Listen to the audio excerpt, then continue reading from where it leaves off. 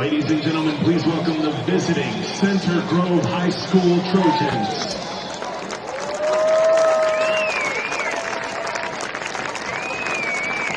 Warrior fans, on your feet for your 2025 Brooklyn Central Warriors.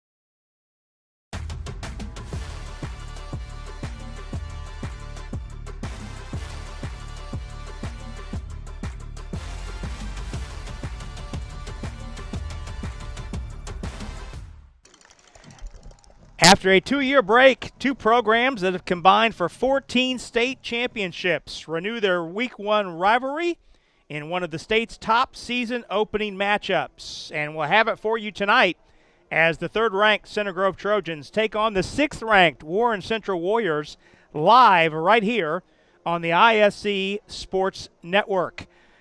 Tonight's game is brought to you by Duke Homes. Many promise, we deliver.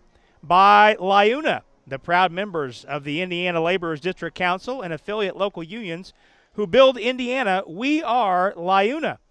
By Raising Cane's. Game days are better with Cane's. Raising Cane's chicken fingers, one love. By Spencer Engineering, providing welcome solutions to our clients' engineering needs since 2009. By Taylor's Pub and Grill, come for the game, stay for the good times. And by Warner Financial. From investments and planning for retirement to partnerships and tax strategy, Warner Financial does it all. Alongside Jan Bozier, Rob Brown with you, we welcome you into Warrior Stadium on the east side of Indianapolis. Warren Central and Center Grove about to get it going. Let's go right to Jan's keys for tonight's season opener. Well, Rob, I'll tell you, obviously both coaches talked to us about this. Early mistakes, a lot of youth. Yeah, now, both these teams reload. A lot of times it's junior, senior. Their reload's a little different than a lot of teams, but really a lot of young players going to get an opportunity, I think, on both sides here, maybe a little more on Warren Central. Early mistakes can cost you big time, so let's see how that plays out. Both teams, I think, got to get the run established early. Center Grove very pass-oriented last year, not as much this year with new quarterbacks. At least early, both teams want to get the running game going, and big play. One miscommunication by a defense, any type of something that allows a big play could really turn this thing around for either one of these ball clubs. Well, those 20-yard chunk plays, we'll keep track of those. Certainly turnovers and penalties. We'll also keep you abreast of those as we move through tonight's season opener. This one of 6 games across the state amongst the 350 or so football playing teams in the state of Indiana involving top 10 teams. We'll get a quick 30-second break in before kickoff. We'll come right back and we'll have it on the other side. You're watching the IHSAA Sports Network. We build Indiana. The Laborers International Union of North America builds and maintains roads, bridges, and other essential infrastructure that make us the crossroads of America. So thanks to LIUNA members' work, Hoosiers have a better quality of life, like access to utilities, easier routes to jobs, schools, or medical care. We build Indiana for good jobs and stronger communities. The Laborers International Union of North America. We are LIUNA. Well, coming back, the coin toss was taking place as we went to break. Warren Central winning the toss and deferring. Our officiating crew tonight brought to us by Andrew Prince Realty. There you see the group: Brigham Robbins, Caleb Crawford, Harrison Beckman, Jim Groover, Mark Sexton. Whether it's buying, selling, renting, or even investing when it comes to real estate, Andrew Prince with Century 21 Sheets is here to help. 317-883-7575 or online at princerealty.com. And go Trojans. Well, Center Grove clad in the road whites, red numerals and lettering. Warren Central in the home blacks with the gold numerals and lettering. That's the sophomore, Jermaine Ellery, handling the kickoff chores. Ellery did that last year as a freshman, had 1 touchback to his credit. Return game was big for Center Grove when these two teams matched up in the regional. Drake McClurg had a 74-yard punt return, and that's huge in a 1-score game, Jan, that Center Grove won in the regional last year in the matchup, 23-15. And it's not surprising here, Rob, that Warren is going to put their defense. Listen, that defense was as good as anybody last year. I think this defense has a chance to be very good as well. And the aforementioned McClurg will take it at the 10, and a nice return out across the 35 by the junior McClurg. Certainly one of the state's top baseball players, maybe the state's top baseball player, McClurg, a junior, already committed to play baseball for the Indiana Hoosiers. There you get a look at Center Grove's offensive starters. The sophomore Oscar Sloan, replacing the departed Gabe McWilliams, will get his first start under center. And a veteran offensive line anchored by the 2 Division I commits, C.J. Cyphers going to Indiana University, and Brady Weber heading to Ball State on that right side of the line. Yeah, that's Cyphers, his 2-time All-State candidate on that front line. And that's Nolan Reese on the give, heading straight up the middle for a nice first down carry. There's the Warren Central defense. Jeremy Finch, number 11, should get the bulk of your attention as a viewer. He's heading to Alabama. And anytime you get a player from Indianapolis area heading to Alabama, that is someone who deserves a gold star and gets your attention, Jan. Well, he's a pure D1 player. He has a shot after college to play at the next level because he's that caliber.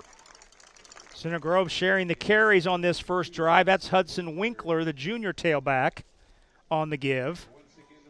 And Winkler's got a first down.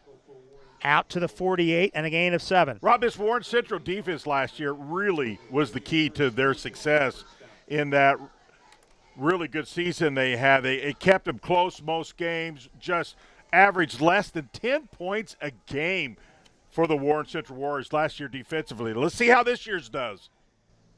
New set of downs for the Trojans in a third straight run. Reese breaks through a tackle at the line of scrimmage and is dragged down out across the 45. And on the stop there was Calvin McDonald, the defensive end, the junior. Jan, you and I each called multiple Warren Central games last year, and the Warriors began the season with a mind-boggling 4 shutouts to start the season, had 6 all told. And in today's high school football, to get it 1 shutout is an accomplishment. They had 4. First pass is complete out in the flat to Dominic Berry. Berry, a commit to Wake Forest, the big tight end. See where they marked him down. Looks like he stepped out of bounds at the 43 for a gain of 4.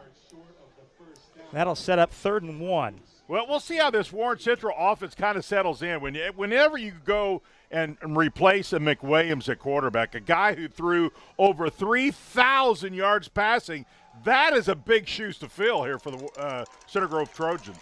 Winkler going straight up the gut. Needed 1, got much more than that. As Center Grove plowing straight ahead for the first down. Yeah, they run the wing team. They'll run all kinds of variations of it, but that's just an isolation play. That's kind of a bread and butter type play.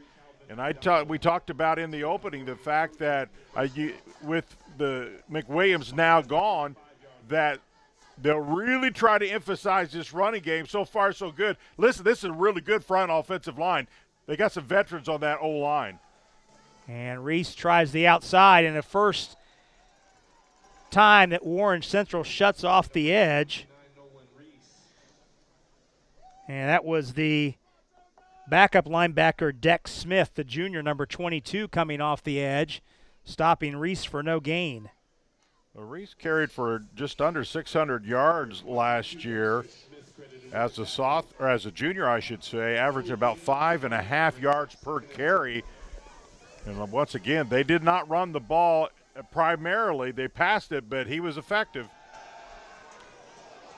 Sloan going for it all, looking for McClurg, and The pass is broken up and a flag flies in. Now, wait a minute. Let's wait, because I'm not so sure the offensive guy may have wrapped first.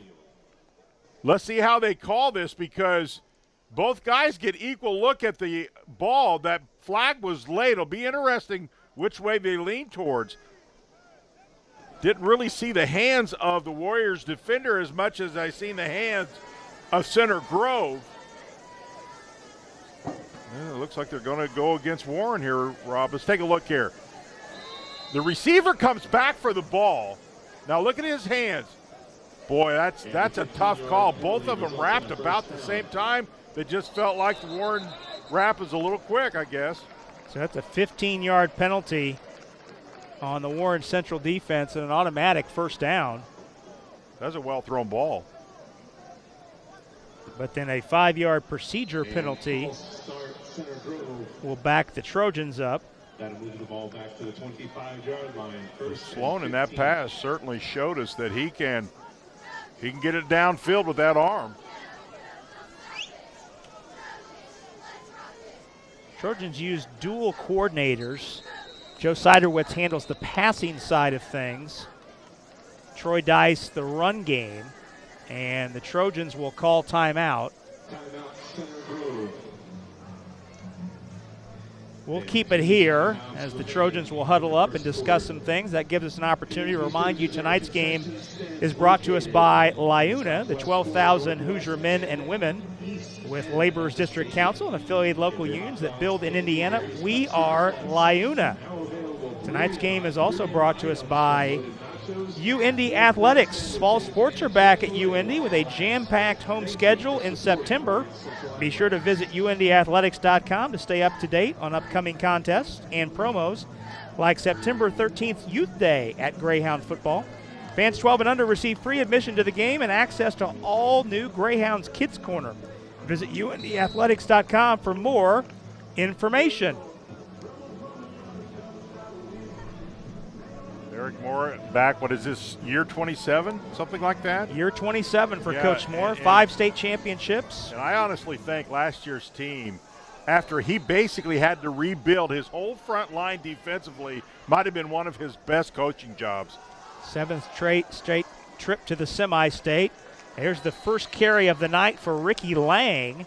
Already the third tailback used in this game by the Trojans. Lang, a sophomore, his first varsity carry.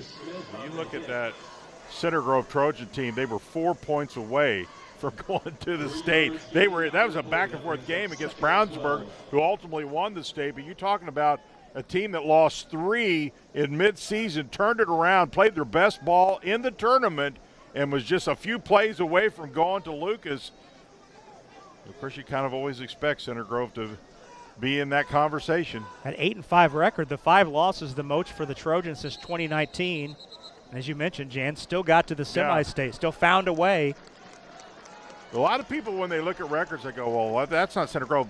Don't forget, he had to rebuild and was able to do it. Now, the key there was he has depth, and that's always been the key. He always seems to have a lot of really good depth. He's developed a program that he can just call on his depth when they have injuries. Second procedure penalty on the drive for the Trojans.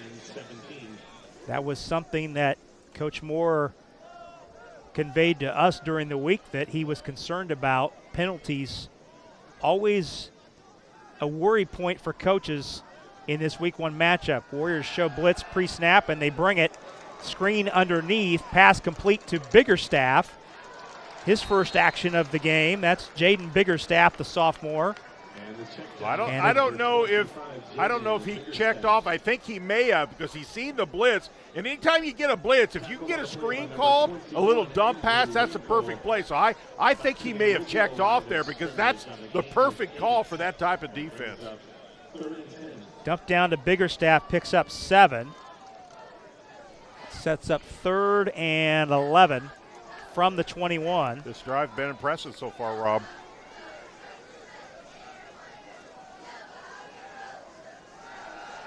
Ninth play of the drive. Sloan flush from the pocket and is decked at the 20.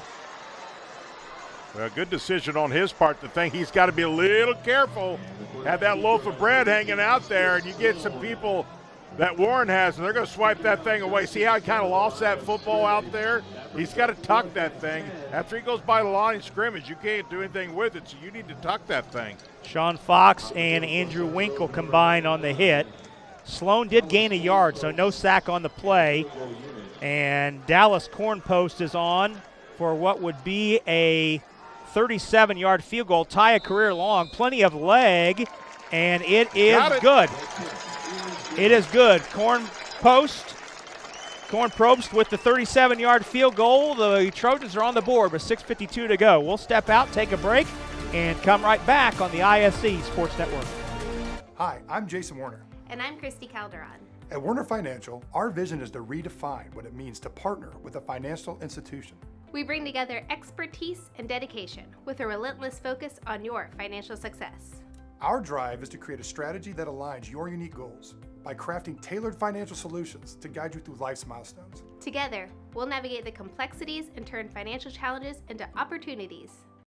Reach out today for a no-cost consultation and experience the difference of partnering with Warner Financial.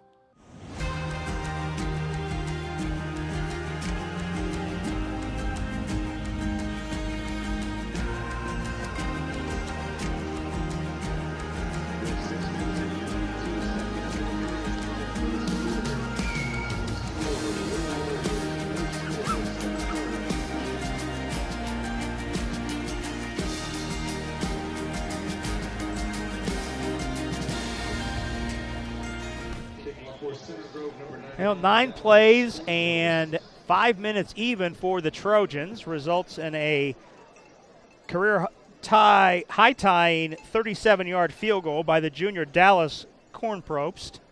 And the Trojans are on the board first, 3-0. Well, you want to get off to a good start and at a minimum come away with some points. I thought that drive was executed pretty well, not anything staggering as far as mistakes concerned. So I think Coach Moore pretty pleased with the opening drive just to get something on the board. No big plays on the drive. Longest play was 7 yards, very methodical. Corn Probst will kick it away. And the deep man for the Warriors taken out across the 26. Get a number there. That's number 10. Mikael Tanner. Yep. One of the receivers.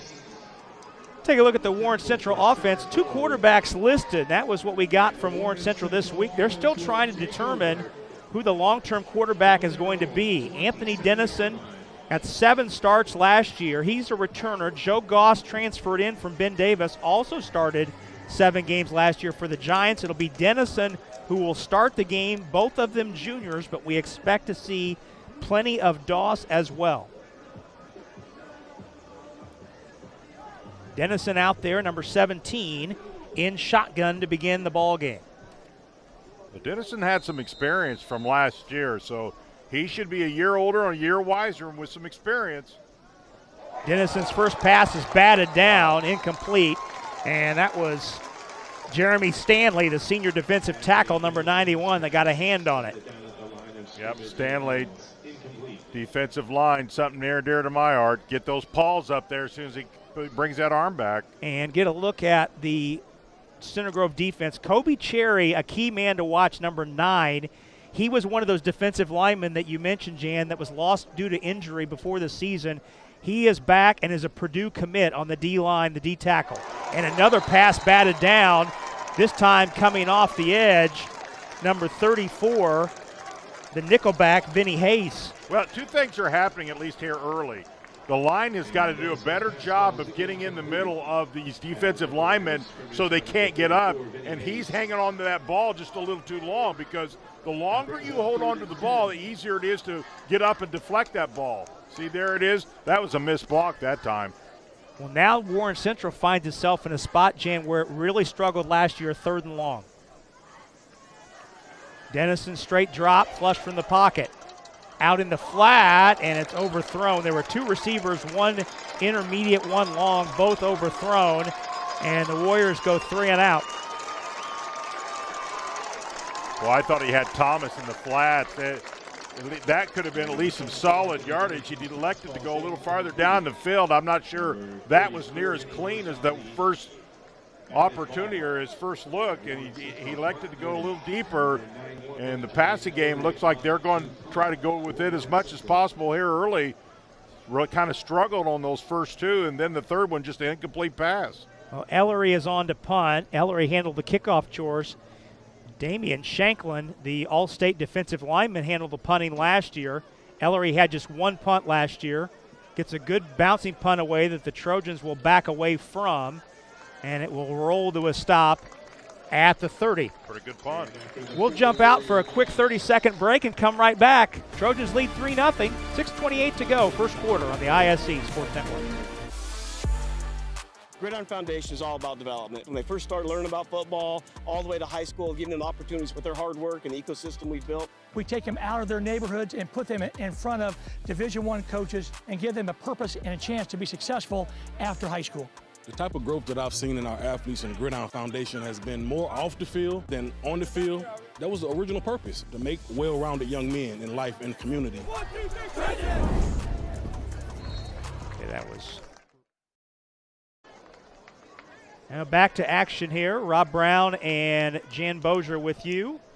Good to be back. What we love doing, right, on Friday night? That's absolutely correct. Good to see you, my man. Good to see you. Good to be with you, and glad you're with us. On the first down give, Nolan Reese picks up 3. Already his 4th carry of the night. Reese rushed for 599 yards last year. That was good for the second most on the team. Second down, the fake give, pass in the flat, caught by Lang for a long gain down the sideline, but there's a flag in the backfield. Yep, this was coming back. And my spider sense is telling me this is coming back. Yep, that was thrown in the backfield of Center Grove. Pretty clean. Boy, that's unfortunate because right now they're play calling. I don't know if he's checking off or he's coming from the sidelines, but they have made the correct offensive calls based upon different blitzes, different packages Warren has thrown. This one, however, I think is coming back. Let's see what they get. Probably motion in the backfield. Because he threw that right when the cut was made. And the false start in the backfield. That will back the Trojans up 5 and set up second down and 12. I'll tell you one thing. I'm glad these two teams are playing. This is a game that needs to be played. I'm happy both schools were able to figure this out. Clearly they played last year in the tournament.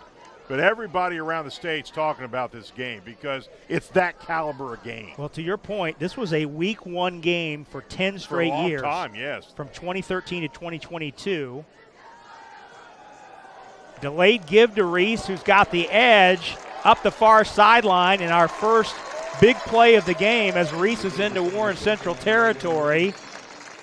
Another brilliant call by Center Grove. They know that Warren's coming. They know that Warren loves to pressure people, and they just really have a package right now.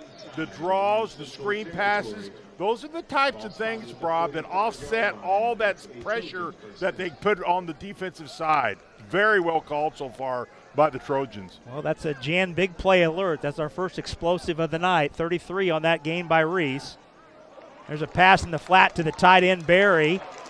Breaks through the ankle tackle and stumbles inside the 35. He'll be spotted down at the 34. Well, let's go back to their opening drive. It was really run up the middle. We were trying, it's a chess match. Coach Moore trying to get that Warren Central defense to collapse, really respect the run. Now he's starting to open up a little bit. He's got the screen passes. Now he's going outside, and what he's trying to attempt is getting that defense back on their heels a little bit. That's a gain of 11 and another first down. That's a short gain by Winkler. Number 32, Hudson Winkler. Tonight's game is brought to us by Get 'em Remodeling. They've been serving the community for over 35 years. They do it faster by having their own in-house design team, and there's a 5-year warranty behind everything they do. Get it done with Get 'em. Give them a call today at 317-888-5681. Number 15, Elijah Jones, I thought really made a nice move for Warren, the defensive end. Wasn't able to really collapse, but he had a hit on him, but couldn't bring him down, but he had good penetration. Sloan looked in the flat and then tucked it back in and is dragged down by Calvin McDonald. That's the second time we've seen McDonald get good penetration in the backfield. Well, and that's how Eric Moore, so at least early, was able to keep them on their toes. Now all of a sudden this speed and quickness of this defensive line are starting to make some plays. And quite honestly, Rob, Ward's got to do that tonight.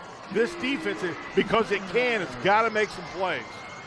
Well, that goes down because Sloan was tackled behind the line. That goes down as a sack. Yeah. This is 3rd and 11. This is a big defensive series for Warren. Sloan drops, has time, looking for the home run ball, overthrown, almost picked off. First player to get a hand on it was the DB, Zach Wallace. The intended receiver was Cade Timmons. This is as good a coverage you're going to get. Zach Wallace really plays him man-to-man. Key was, you see where his eyes was? He knew exactly where that ball was. His hands reacted accordingly because he's seen the ball the whole time. Really good safeties, and those outside linebackers have great eyes, great vision, and know when to break on that ball. He played that about as good as you can play it. First incomplete pass thrown by Sloan, so that will bring Corn Probst out to punt. That's good defensive series for Warren. They needed that, get something kind of reversing the momentum by the Trojans. Corn Probst trying to pin one inside the 5, and he does just that. Oh, my. Down at the 1, hustling down there to pin it inside with the nice heads-up play was Vinny Hayes, who had a pass breakup on the previous defensive stand. So the Warriors pinned inside the 5. He doesn't make that play if he's not hustling because he literally has to catch up with that ball, be in the place to down that football. That's a big play by the Trojans. Well, hit the spot at Raising Cane's where every chicken finger is hand battered and cooked to order. Every crinkle cut fry comes from grade A premium potatoes. My partner's losing it over there. Each thick sliced Texas toast is lightly brushed with Cane's garlic butter blend and grilled to golden brown perfection. And most importantly, where the secret recipe Cane sauce is made in restaurant every day. The Cane's box combo is sure to hit the spot and leave you craving even more. Raising Cane's chicken fingers, one love. You're killing me. I've had those. Those are yes, you have. I'm about as hungry as you can get, and you throw a Cane's, one of my favorite dishes, at me. What do you want me to do? That is a time-honored tradition. Oh, my goodness, is that stuff good. We know that the season is officially underway when the food reads start sending my partner into a tizzy. And they're usually like at the end of the first usually quarter. Like late first half, you get going, early third quarter. You're focused, and then here comes the food. And it's one of my favorite dishes. We're like an hour and a half deep. Oh, my goodness. Now I'm starving. Second down. Nice run out across the 15. 2 straight carries for Keon Thomas, and it's a first down. I like the way Keon Thomas runs the football. Has his head up, shoulders square, makes some good cuts. I think he's a really good-looking ball carrier. So Thomas has the first down. Warriors give themselves a little breathing room. Joe Goss is in at quarterback. We should note that after Anthony Dennison played the first series. We expect the Warriors to alternate quarterbacks here in this week 1. Thomas with a 3rd straight carry. Thomas now starting to get some momentum. This is a big front line for Warren. There's really no reason they can't find some running game off this offense. And I think he's getting momentum. You know, when you start off, it's all about momentum because it's a new team, a lot of new players. And he's really starting to get in a groove. A quick equipment timeout for one of the Warren Central linemen. Tonight's game is brought to us by Spencer Engineering. Let Spencer Engineering help you reach your project's goals on time, on budget, and with ease. At Spencer Engineering, they've been providing welcome solutions to their clients and their engineering needs since 2009. For more information, visit www.spencermep.com. Warren needs 3 yards on this play. They need to be they'd love to get a first down, but at Well, this deep, they really need 6 because they probably won't go for it with 2 or 3 yards. Let's see what they do. Goss rolling to his right. Breaks through a tackle, and there's just too many white shirts in the backfield. That's great pursuit and containment. Containment, really the better word there. Is Center Grove hit him 2 or 3 times. Take a look. He does a good job getting out in the flat. This is a tough tackle right here, but the key is he gets support. Good defenses always have a lot of support. 2 yards gained. Jackson Burnett and Cooper Pio finished Goss off on the tackle. So that sets up 3rd and 4. Goss did run a little bit when big down. Run out of the pocket last year as the Ben Davis quarterback. Preferred to stand in and throw. In the flat, the pass is low and incomplete. That's a tough one. They're really getting comfortable. Boy, I thought for sure they may go back to Thomas. That first down was so much needed, and just that wasn't a very well thrown ball. So that's going to cost them another series, Rob. They're going to pump this thing away. Boy, I'm not second guessing there, but I thought Thomas had some rhythm going and some momentum, get a first down, and they elected to throw the football. Well, that'll indeed bring Ellery back out, as you maybe heard the public address out in the background, for his second punt of the day. A high twister that McClurg will back away from. Certainly McClurg, a dangerous return man, and Warren will try and keep the ball away from Drake McClurg. I think that's a big play for a lot of reasons, obviously because Warren has to punt again. But look at the field position now that Center Grove's going to get again. If you allow them to continue to start around the 40 every offensive possession, that's not going to work well. They have got to figure out how to move this football because they're handing Center Grove really good field position when they can't get first downs. Yeah, you're playing with fire if you do that consistently. It's not if, it's when. 3rd possession for the Trojans, leading 3-0. We're in the final minute of quarter number 1. Motion at the line both ways. Let's see which team will be penalized, and it will indeed be the Trojans. Yeah, they had about 3 people moving. It wasn't 1. That's the 4th 5-yard penalty for the Trojans in this first quarter. That will not be met with good feelings by the Trojan coaching staff. Got a veteran offensive line, 5 seniors, and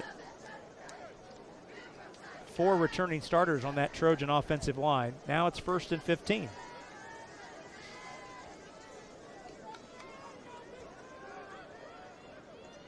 Sloan pulls it back in the flat. Barry negotiating, breaking tackles with that big size, 6'4", 230-pound frame, able to navigate for a gain of 10. Got back the penalty yards +5, setting up a very manageable 2nd and 5. Listen, I like this play a lot. Get the ball in an ISO to a guy who's 230, runs a pretty good 40, and that's never fun to tackle. Physics say when he gets some momentum going, you don't want to tackle 230. So I really like that play out in the flats. Already the 3rd catch of the game for Barry. Look out! And all sorts of room for Winkler down the sideline, and he may go, and he does. Yep. Touchdown, Hudson Winkler. Winkler's first varsity touchdown. Well, that was well blocked because he had room right after he got through the line of scrimmage. And hold the phone. Oh, wait a minute. That one, I didn't see the flag, but clearly the right. And there's a flag at the 50-yard line. That's why we didn't see it. Let's see who it's on. You could tell from the body language as soon as the Trojans met Winkler to celebrate and the white shirts turned around and saw the white flag, you saw the shoulders drop as soon as that group in the end zone turned to look back upfield. Well, sometimes when there's holding, that makes it understand why he was so available after that second layer. That's a tough one. There's that penalty, and Coach Moore talked about that in the opening game, especially with new players and just the fact that it's the opening game. You get some untimely penalties, and that one is about as untimely as it gets. So the hole was beyond the line of scrimmage, so it's a 10-yard from the spot. Right, so spot foul. It becomes a 5-yard penalty. Straight ahead give to Reese. Reese's helmet comes off, and no gain on the play. So that sets up 3rd down and long. Reese has to come off the field. That's a huge penalty and break for Warren. 3rd and 10 now once again. That was a 55-yard touchdown run that was taken off the board. And that will let the quarter run down. That's a quick quarter. So the first quarter is in the books. Center Grove leads 3-0, and the Trojans looking at a 3rd down and 10 when we come back on the other side. You're watching Indiana High School football week 1 right here on the ISC Sports Network.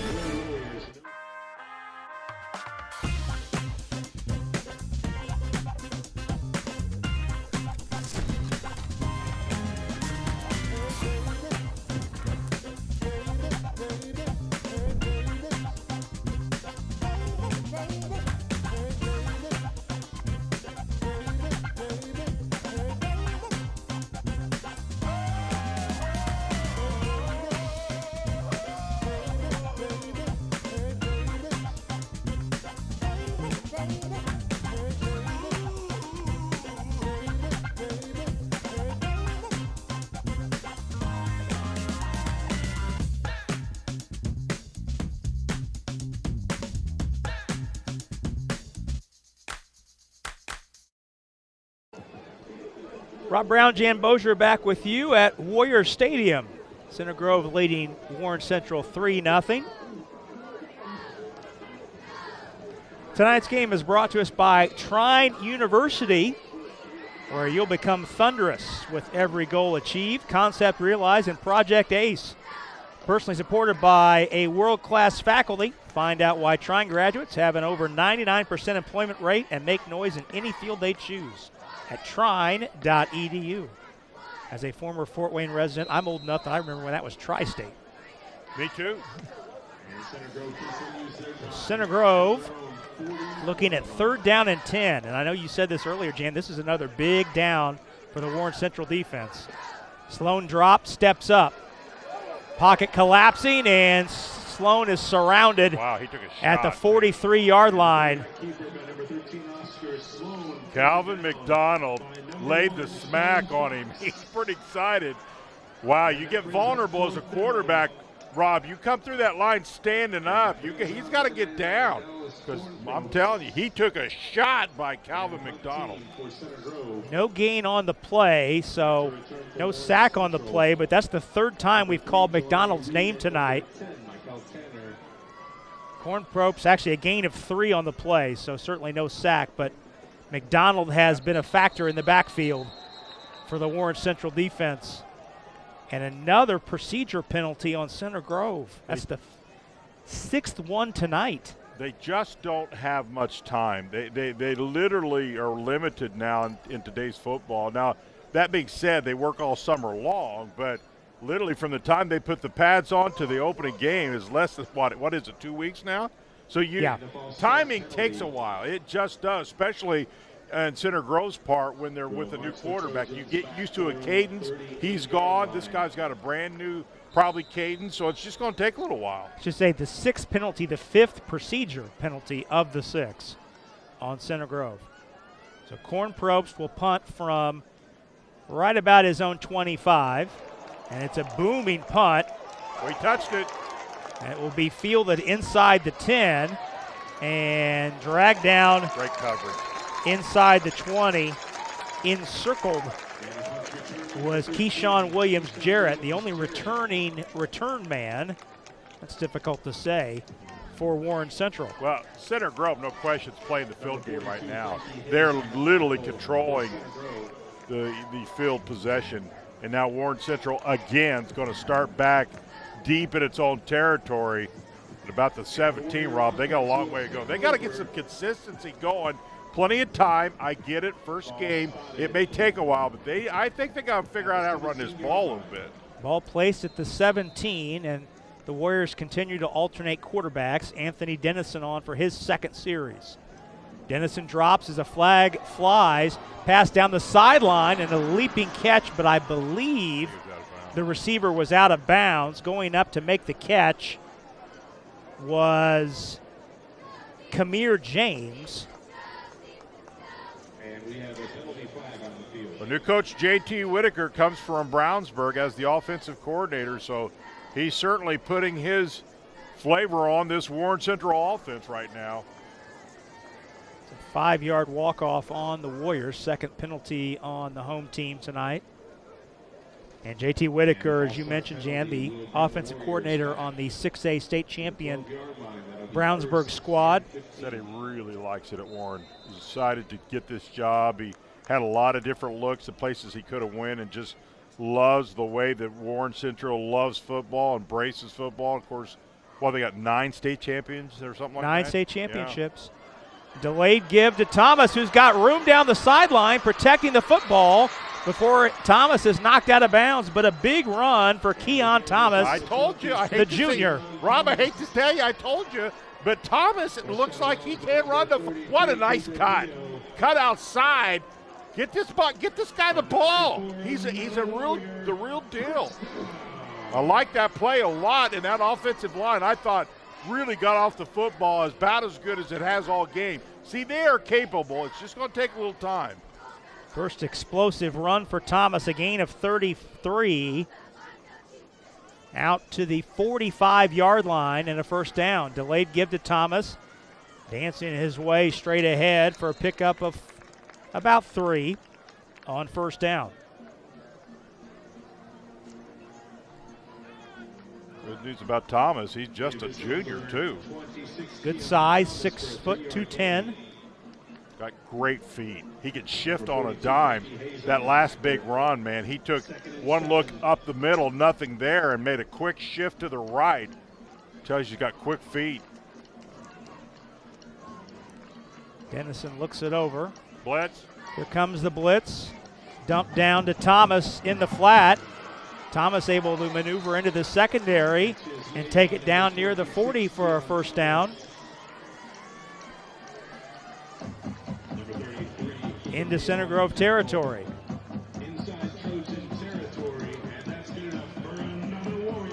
I think the read here is really good. I think Dennison's really starting to get comfortable.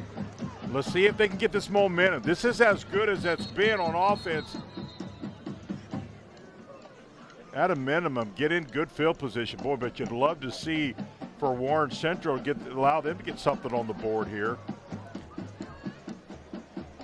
Another equipment delay, so we'll remind you that tonight's game is brought to us by Ruth's Cafe. Start your morning at Ruth's Cafe, where the coffee's fresh, the breakfast is made with love, and everyone is greeted with a smile. For 17 years, they've been serving up breakfast, brunch, and lunch to their community. They're open daily from 7 to 2, so come in, get comfortable, and feel right at home. Dennison's pass downfield is broken up, incomplete. Center Grove plays a lot of zone coverage, and he tries to get that in the midst of that zone. Take a look at it. This is a nice. What I like about this, though, while that's very good defense, that's as quick as he's gotten back to throw the ball, and he let loose the ball much quicker. And a hold called on Warren Central, so Warriors will be backed up, and Center Grove will take the penalty. Second penalty on Warren Central on the drive, so that will repeat the down. It's 1st and 20. Short pass in the flat goes through the hands of the intended receiver, Demarius White. And that makes it 2nd and 20. And if I may for a moment back up a second, Ruth's Cafe is fantastic. Sure I don't know if you've been there. It is. I have not. It is fantastic. It's in Keystone at the Crossing, just east of there. Listen, when it comes to food, if you're recommending, I'm in. It is. I eat there about 3 times a month. It's fantastic. 2nd down and 20. Dennison looking long, and the receiver was bracketed. Intended man Damon Krem. Well, what Warren's doing here, they're not really sending they're sending 4 out. About 2 are going deep, and Center Grove historically has played a lot of zone, and you've got to get some movement. It's really pretty good coverage so far in this zone defense. in the secondary, and he's not getting a lot of isolation.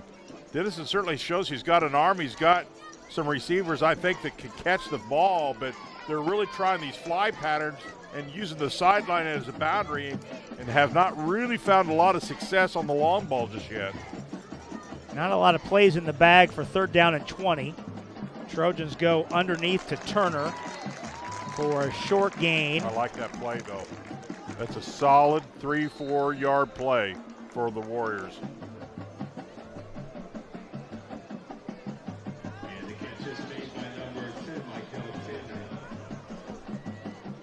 So that was a gain underneath to Turner. Gave him 4 on that screen play. Ellery on to punt. You know, the sad part about it, Warren moved the ball. I mean, they're up near, midfield and just stymie, but at least I think you got to give them some props. They moved the ball pretty well on some good plays. But 3-0 game, play the field position game. And a short kick takes a high bounce that the Warriors will down just outside the 20. We'll step out quickly for a brief word from our friends at LIUNA. We build Indiana. The Laborers International Union of North America are building roads and bridges to get Hoosiers where they're going today and a new energy infrastructure that will keep Indiana competitive tomorrow. LIUNA's over 12,000 statewide members also grow local economies, earning good union wages, shopping where they live and work, and paying taxes. We build Indiana for good jobs and stronger communities. The Laborers International Union of North America. We are LIUNA. Ellery's 3rd punt of the game puts the Trojans at the 21. We've got another flag. And that will back the Trojans up again 5 yards. Well, those 5 yards are starting to really add up, aren't they? That is the 7th penalty on Center Grove, all coming in 5-yard increments. 1st and 15. Well, one of the keys of the game, Rob, we talked about early mistakes, and Coach Moore kind of talked to us about that's always one of your concerns in the opener. Sloan. Ooh, Reese has room into the secondary and out across the 30. Huge run. Nolan Reese.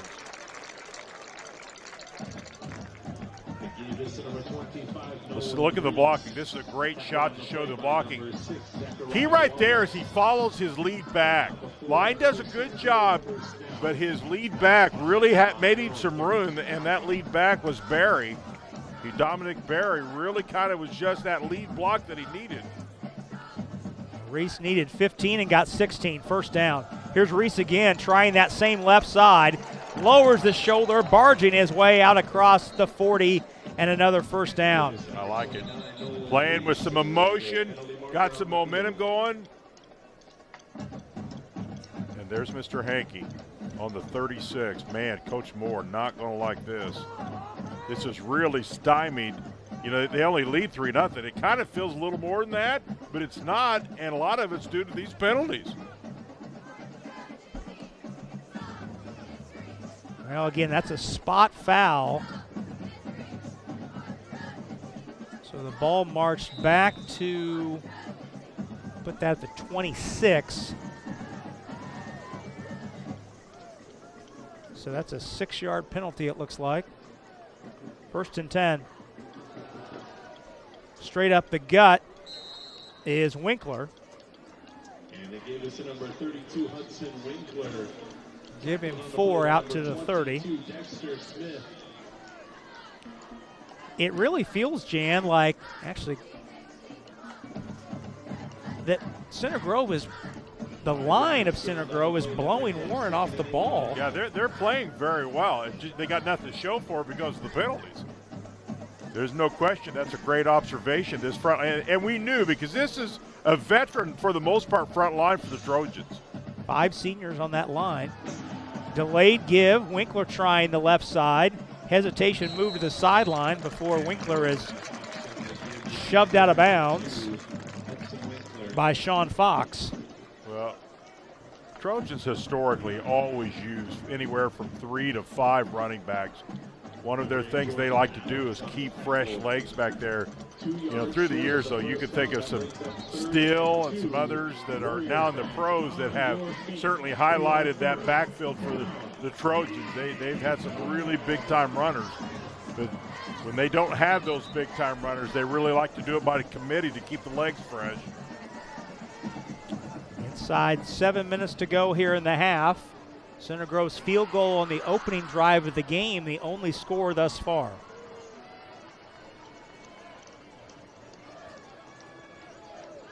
Not sure what our delay is about. White Hat is deep in contemplation at the 35-yard line. He's trying to get the play clock set where he wants it.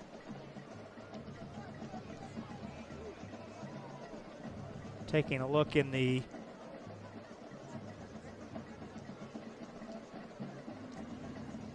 end zone to our right.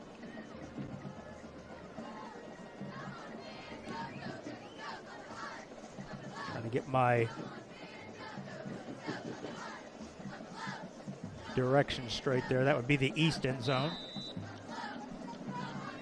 3rd down and 2. Actually, at the game clock reset to 7:04. That's what we were waiting on. 3rd down and 2. Straight up the middle, twisting ahead, and nearing the line to gain is Reese, and I think he got it. Very close. Yes, really close. And he is indeed moving the chains. Right at it and got it. Needed the 42 and got the 42. So Reese with 65 yards on 8 carries.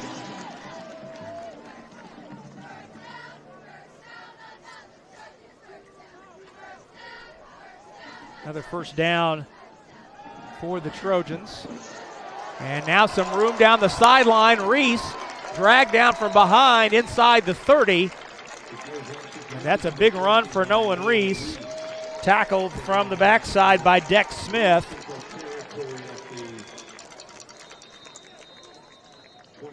But not before the Trojans have it. We've got a timeout called by Warren Central. And we'll keep it here, as that's a gain of 13 by Reese. Well, fall sports are back at UIndy with a jam-packed home schedule in September. Be sure to visit UIndyathletics.com to stay up to date on upcoming contests and promos, like September 13th Youth Day at Greyhound Football. Fans 12 and under receive free admission to the game and access to all new Greyhounds Kids Corner. Visit UIndyathletics.com for more information. For the first time in 9 years, speaking of UIndy, Indy's small college powerhouses will clash in football as Marion hosts UIndy. This is big. I'm excited about this. This is a big one.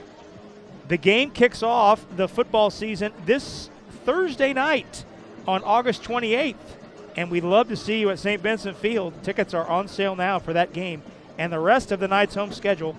Simply log on to MUnites.com. I am fired up about that, Yeah, Jan. That's right here on ISC. Also on ISC on our network. That's a big one. That's a big one. A lot of people. As soon as that thing was announced, people have been talking about that one. I perked up when I heard that was Yes, that was going to be a thing. How can you not? That's Yeah. great. I love the in-state rivals. That's great.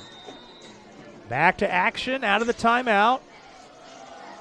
Reese looking for space, and Warren closes it up quickly. Offensive line trying to push it forward. It's finally blown dead as Reese chops the feet inside the 25. Each team has burned one of its allotted 3 timeouts in the half. Reese picks up 4 on the push. Well, 6:15, Rob, left in this first half, and you know Center Grove would love to put another score to make it a 2-score game before halftime. We'll see if this Warren Central defense can hold serve here, just shy of the red zone. Sloan fakes the handoff, and oh my! Oh, baby. He flips it in the flat to Drake McClurg, and McClurg is dumped. And both players are shaken up. McClurg at the 30, and I can't tell That's Reed, I believe. who the Warren Central player is, I think but it's both number players 3. are shaken up. And Look at number 3. Tell me, I'm pretty sure this was Reed who goes down low. Man. It is indeed. It is indeed. That's Jelani Reed, the nickelback. Boy, both those took a shot. And both players shaken up. Let's go ahead and step out and take a break. 5:52 to go. First half. Center Grove leading 3-0. We're back in a moment on the ISC Sports Network. Raising Cane's invites you to grab life by the chicken fingers. So get out there. Be you. Do you. Embrace whatever makes you, you. All while enjoying Raising Cane's hand-battered cooked-to-order chicken fingers, crispy crinkle-cut fries, buttery Texas toast, and that secret recipe cane sauce that makes everything that much better. So go on, savor the day. Raising Cane's chicken fingers, one love. He got lucky. Well, we're back at Warrior Field, and a second down play in the flat. Both players, Drake McClurg and Jelani Reed, colliding in the flat. Drake McClurg has gotten up onto his feet and walked to the sideline. Reed, on the other hand, for Warren Central, still down. One of their helmets flew off. Was that Reed's?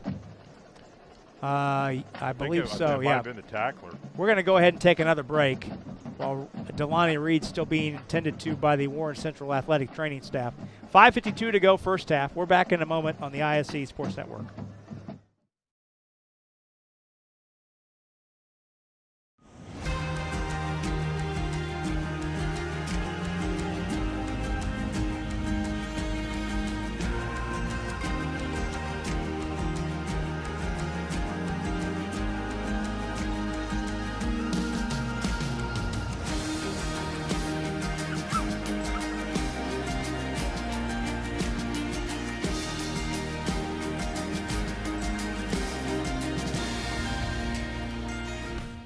We build Indiana.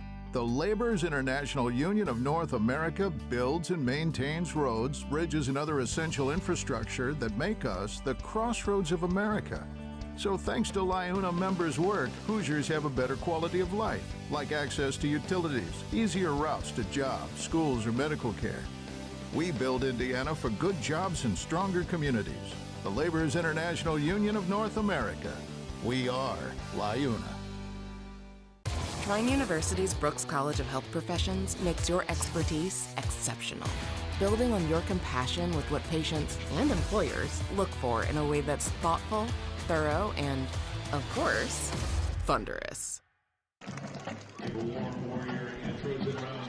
Well, Jelani Reed up on his feet. That's great news. Yeah, he got it. He caught his breath. He's walking off under his own power.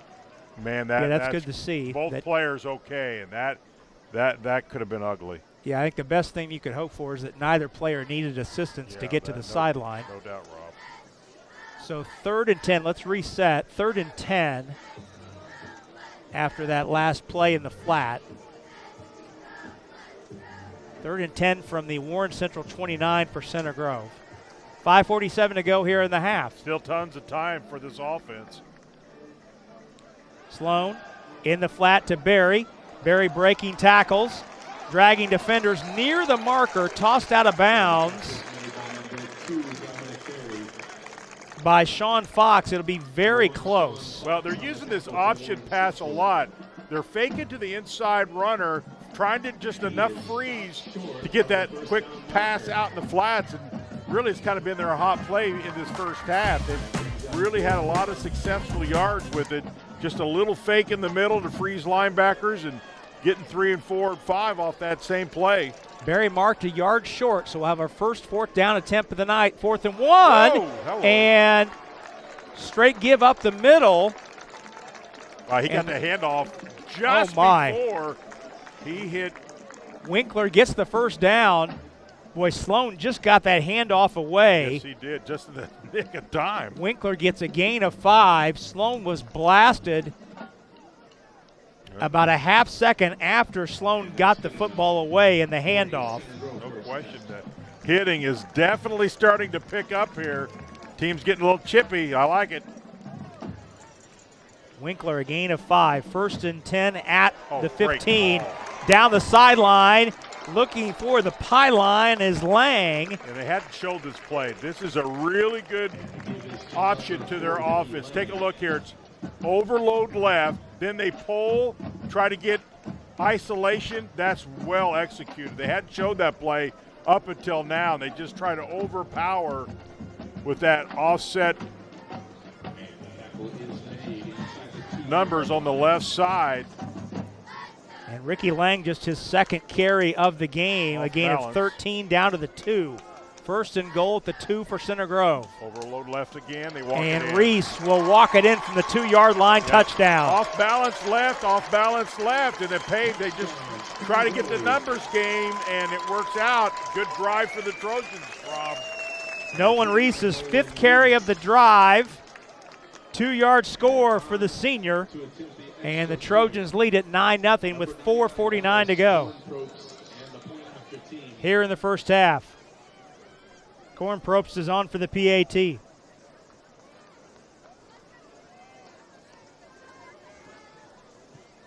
Hold down, kick is up, and it is good. Corin Probst was 53 out of 55 last year. Corin Probst out of the hold of Reese Oliver. Yeah, a little There you trap. get another look at Reese. It was overload to the left and a trap out of it, and just well executed. We talked about this early. When you have execution, regardless what the play is, and Center Grove really took care of business with that drive. 10-0 our score. That was a 12-play, 79-yard drive by the Trojans, who take a 10-0 lead. 4:49 to go here in the half. Tonight's game brought to us by Spencer Engineering. Let Spencer Engineering help reach your project's goals on time, on budget, and with ease. At Spencer Engineering, they've been providing welcome solutions to their clients and their engineering needs since 2009. For more information, visit www.spencermep.com. That's certainly a good score for Warren. What you want to do is get your opponent down, at least for right now, a couple scores going into halftime. Warren, listen, 4:49 is a lot of time. They've shown that they had some momentum in this offense. Let's see if they can get something going now. They got to keep this ball. They cannot give it back to Center Grove before halftime.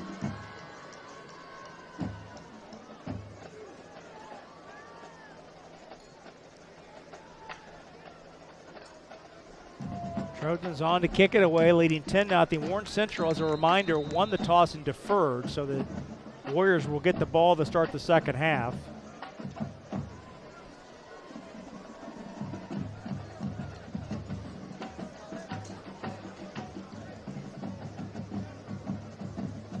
Corin Probst had one touchback last year. Hits a low sidewinder that goes out of bounds at the 1. That was heading for a touchback, but it turned left at the 5-yard line. Sure did. And checked up like one of Jan's sand wedges at the 1. If my sandwich ever act like that, I'd be happy. You'd be ecstatic, I'd wouldn't you? be ecstatic because he had control over that. I never have control over my sandwich. So with the kickoff going out of bounds, the ball will come out to the 35 per rule. 4:49 on the clock. And as we would expect, because the Warriors have been alternating quarterbacks here in the first half. Yep. This possession number 4, and we see Joe Goss on for his second drive. There's a little bit of pressure now on Warren Central. Get some offense going. You cannot hand this back to Center Grove before halftime, or that could not be good. Thomas, left side give, cut down near the line of scrimmage. The solo tackle by the senior safety, Cooper Pio. Yep, Cooper Pio, really good tackle. Read that very well for Center Grove. Pio, the leading returning tackler for the Trojans. 69 stops last year. Got Trojans shaken up, and that's Thomas who has to come off the field. Or a Warrior, excuse me. So Thomas shaken up on that run.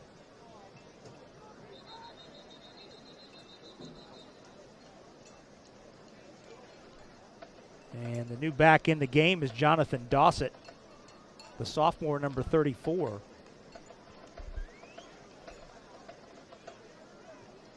So Keon Thomas, who has a 14 and a 35-yard run to his credit, 57 yards total, temporarily out of the ball game. 3 yards on that first down gain. 2nd and 7. Goss rolling wide side. That's a good pass. Pass in the flat. Caught. That was solid, Rob. He threw that while he was running and threw it right where it needed to go. Look at this pass play. On the run, very difficult pass to do. Very well executed. Keyshawn Williams-Jarrett, the catch in the flat. Forward progress gives Williams-Jarrett a gain of 6. So 3rd down and 1. Not an understatement to say this is a huge down for the Warren offense. No question. This could really dictate how this game may go, quite honestly. I mean, you hate to get tons of time, but boy, this could make or break, and it's going absolutely nowhere, and Center Grove is going to get this ball back. Drew Paxson, the linebacker, number 11, blew that play up. Design quarterback run, and Paxson, the junior linebacker, was back there in a hurry. And I think Center Grove may have stopped the clock, too. They know somebody did. Nope, there's a flag. That's what stopped the clock. Oh, boy, and that's going to be against the Trojans and a 1st down. Wow. That's a game-changer penalty.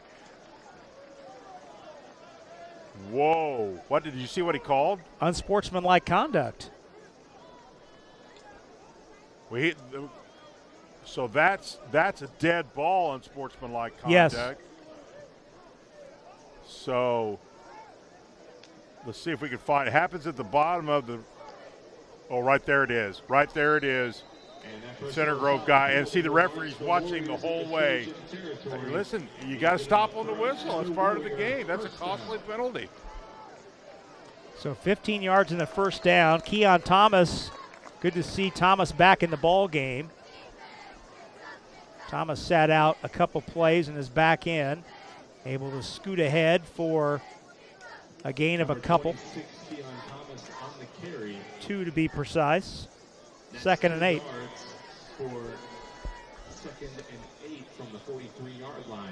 So the unsportsmanlike penalty of 15 yards gives the Warriors life and a 1st down. Quite honestly, could have been a game saver. Goss has all sorts of room up the middle of the field, spinning, and is dropped at the 32. Boy, you would love to see him slide there. No doubt. Instead to spin and turn his back to the defense and take a hit from Kobe Cherry. So without that penalty, CG could have had the ball. With the penalty, now Warren is threatening. Look how big a turnaround. If Warren could put this and get some points, look how big that penalty turns out to be if Warren could score here. That's a gain of 12 and a 1st down on the run up the gut by the quarterback Goss. 1st and 10 at the 31, inside 2 minutes to go. Warriors have 2 timeouts in their back pocket. And JT Whitaker will use one right here. He knows how important this is. Wow, he's got to talk it over. That's a good timeout. I like this timeout a lot. Listen, your team's producing. Let everybody catch a breath and get their legs underneath them. Talk it over so everybody's on the right page. This is super important.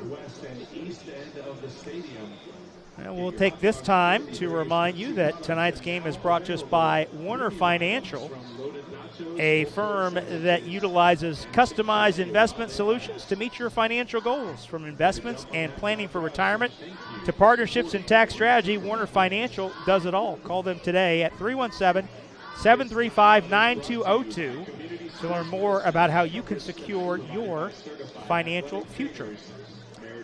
And alongside Jan Bozier, Rob Brown with you. Pleased you're spending part of your Friday night with us on this week 1 of Indiana high school football. No place we'd rather be than right here with you. Sean Walker, the king of Clinton County, our director tonight. Sam Wall handling the graphics, Elijah Mash on the camera. Big play. 1st and 10. Ball just outside the 30. Plenty of time. Can they get some points, Rob? That's how important this drive is. Goss looking, throwing into triple coverage, and it's knocked away. Getting a hand in there to poke it free was Manning Poston. Keyshawn Williams-Jarrett, the intended receiver. Well, they've been throwing in this zone, and he continues to have to throw into double and triple coverage, and so far that secondary, I think for Center Grove, at least here in the first half, Rob, I think we'd agree played pretty well. Well, both Goss and Dennison have flirted with disaster, throwing into multiple white shirts. 2nd and 10. Hesitation give to Thomas, who crashes his way inside the 25. Clock continuing to roll. Teeing up 3rd and short after the gain of 7. Thomas nearing 70 yards in this first half, 69 on 8 carries. Ellery hit a 37-yard field goal, in case you're wondering, Jan, what Ellery's range may be. 3 out of 4 as a freshman was Ellery last year. Another give to Thomas, who is near the line to gain. He needed the 21, fell forward to the 20. Depending on the spot, you would presume Ellery picked it, or Thomas picked it up. I think so. Yet to see an indication, however. No, I think they were the. Yep. Now the chains will move. At first, I thought, well, where he spotted it, may be short, but then they first down, clock's running, got to go. Inside 50 seconds. Goss will keep it. Goss nice spinning run. Inside the 10. They want 7 now. They're in position down in the red zone. This could be huge. Clock is stopped. Move the chains. Ball is at the Now 8, the clock it starts. looks like. Got to go, Warren. Center Grove's confused. Thomas. Good stop. To the 5, tackled by a group of Trojans at the 5. I think Gerald, number 47, Andrew Gerald, the sophomore, makes the stop for the Trojans timeout. Warren Central calls its final timeout. With 22 seconds remaining. Man, you got to get something here, don't you, Rob? Well, you have to get at least 3. Yeah, I agree. Boy, they can smell us a touchdown, but man, if they get 3, that's better than nothing. But Center Grove will, quite honestly, take that as success if they can hold it to a field goal here. Well, the issue now, well, I'm a little confused because by my count, the scoreboard is indicating that Warren Central has 1 timeout left, but by my count, the Warriors are out. That's what we have. Yeah, I have the Warriors as being out. The scoreboard is reading that Warren Central has 1. That's pretty significant because with 22 seconds to go and the ball on the 6, you can't stop the clock. You can't. You've got to throw the ball if you're out of timeouts. You can't run the ball here. That's exactly right. That's a huge difference. If you can stop it, you can, whether you can run or you can pass. Yeah, I'm going off the assumption that they're out. We'll see. Goss is in shotgun. Thomas to Goss's immediate right. Big play. Goss drops, looking right, throwing, and short hops his intended receiver. Yeah, that wasn't even close. Receiver in the flat is number 6. Zachariah Wallace, who is on the roster as a defensive back, made a great pass breakup earlier in the game. So now it's 3rd and 6, and I think the fact that they passed there backs up my theory that they're out of timeouts. Right. Otherwise, you would have thought they would have ran the football. 3rd and 6. Goss going to throw again. We can run. Goss scrambling, has to get to the sideline or out of bounds, and does neither. The clock is running. So now they have to hurry. No, he's inbounds. They're calling him inbound. I thought he had open left, and he decided to go right. They have to hurry, and Goss spikes it, but it's 4th down. You can't spike it. And now we've got a procedure penalty, in which case the half is over. Oh my, Warren might have made a meal out of this. It was open left, and he didn't see it, and all of a sudden he takes out right, and that's where the defense was. He may have walked in had he went left. Let's see what I'm with you. I think the half is over. We'll see what they call. Well, if they call a procedure penalty inside a second to go, the half is over. It's a 10-second runoff. Meanwhile, the clock reads zeros on the scoreboard. Eric Moore is having a conversation. And now there's a flag thrown on a member of the Center Grove coaching staff. That gets the Boo Birds out on the visiting side. Somebody on the Center Grove coaching staff was having a word with the white hat that went a shade too far, apparently. Well, it was not Eric Moore. No, Moore was talking to the side judge. Correct. And the white hat, somebody apparently from the coaching staff of Center Grove had some words for the white hat, and he goes, not today you don't. And listen now, that can maintain the game. Yeah. Because the half can't end on a penalty. So that's correct. And now that gives Warren Central time to bring Ellery out to kick a field goal. I'm not sure they weren't. Well, they put 1.5 back on the clock. 1.5 back on the clock. And well, I'm not sure about that. Jermaine Ellery is on to try a field goal. This will be a 23-yard field goal. Wouldn't matter because after the penalty, you get another play anyway. Farrell Wilson is the holder. We've got a procedure penalty on Warren. And then we have a dead ball unsportsmanlike on Center Grove. It's the second unsportsmanlike on this drive on Center Grove. Well, here comes Mr. Whitehat, and he's going to have another conversation with somebody. Center Grove is picking the flag up. Center Grove has been whistled for 10 penalties here in the first half. My flag, you can't have it. That's mind-boggling. So Ellery is on to kick a 23-yard field goal with a second and a half to go in what has been a wild ending. It'd be nice if we could have some explanation about that. To this first half. Right hash. Good snap. Ellery's kick is blocked. Doesn't matter. The kick veered left. I'm not sure. Let's take a look. See if someone got a piece. No, I don't think. I think he just hooked it. Either way, the kick is no good. And that's how we will go to the half. 10-0 our score. Center Grove leads Warren Central. We'll head to the halftime break when we'll have our halftime show coming up next after this pause. You're watching Indiana High School football on the IHSAA Sports Network.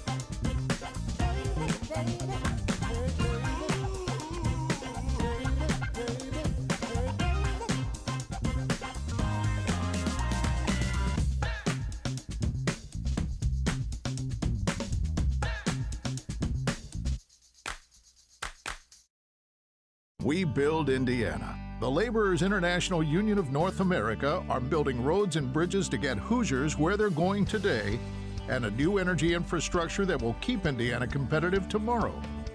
LIUNA's over 12,000 statewide members also grow local economies, earning good union wages, shopping where they live and work, and paying taxes. We build Indiana for good jobs and stronger communities. The Laborers International Union of North America. We are LIUNA. Gridiron Foundation is all about development. When they first start learning about football, all the way to high school, giving them opportunities with their hard work and the ecosystem we've built. We take them out of their neighborhoods and put them in front of Division I coaches and give them a purpose and a chance to be successful after high school. The type of growth that I've seen in our athletes and Gridiron Foundation has been more off the field than on the field. That was the original purpose, to make well-rounded young men in life and community. 1, 2, 3, Welcome back to Warren Central and the Taylor's Pub halftime show. Tonight's halftime show brought to us in part by Andrew Prince Realty, available online at andrewprincerealty.com.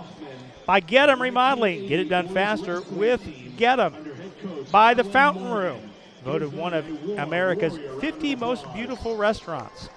By Raising Cane's, game days are better with Cane's. Raising Cane's Chicken Fingers, one love.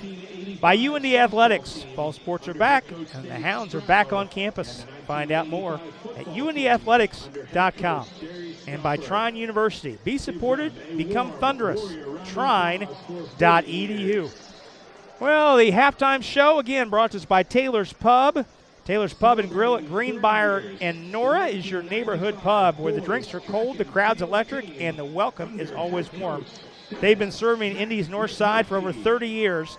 Come for the game, stay for the good times at both 86th and Ditch and 86th and Westfield, right next to North Central High School. Rob Brown here with you alongside Jan Bozier. We're at halftime. Number 3 ranked Center Grove leading 6th ranked Warren Central, both 6A clubs. 10-0 our score. And Jan, an interesting game here in this first half. Center Grove scoring on the first drive of the game with a 37-yard field goal from Dallas Corn Probst. Trojans then getting a 2-yard touchdown run from Nolan Reese on its last possession of the game. In between, Warren Central had some opportunities, certainly on the last drive of the half. Came up empty on the field goal there from 23 yards. But I still think because Center Grove wasn't able to put another score on, they're right in this thing. It's a 2-score game, and clearly it's still anybody's game. There's no question this game, at least for Center Grove's perspective, is turnovers or more so penalties, not turnovers, and just nullified, quite honestly, a lot of dominance in that first half. Warren Central, I thought, in the second quarter played much better. The running game showed some promise. They struggled a little bit in the passing game. I think you give a lot of credit to that Center Grove secondary to kind of shut down the long ball. And you can see Warren really trying to stretch the field, not had a lot of success. So still anybody's game. Clearly Center Grove's got to stop the penalty, no question. And I think Warren has to figure out that running game and get a little more confidence. They show they can run and then let the passing game come. Take a look at some halftime numbers when we return after this first break on the Taylor's Pub halftime show. After this on the ISC Sports Network.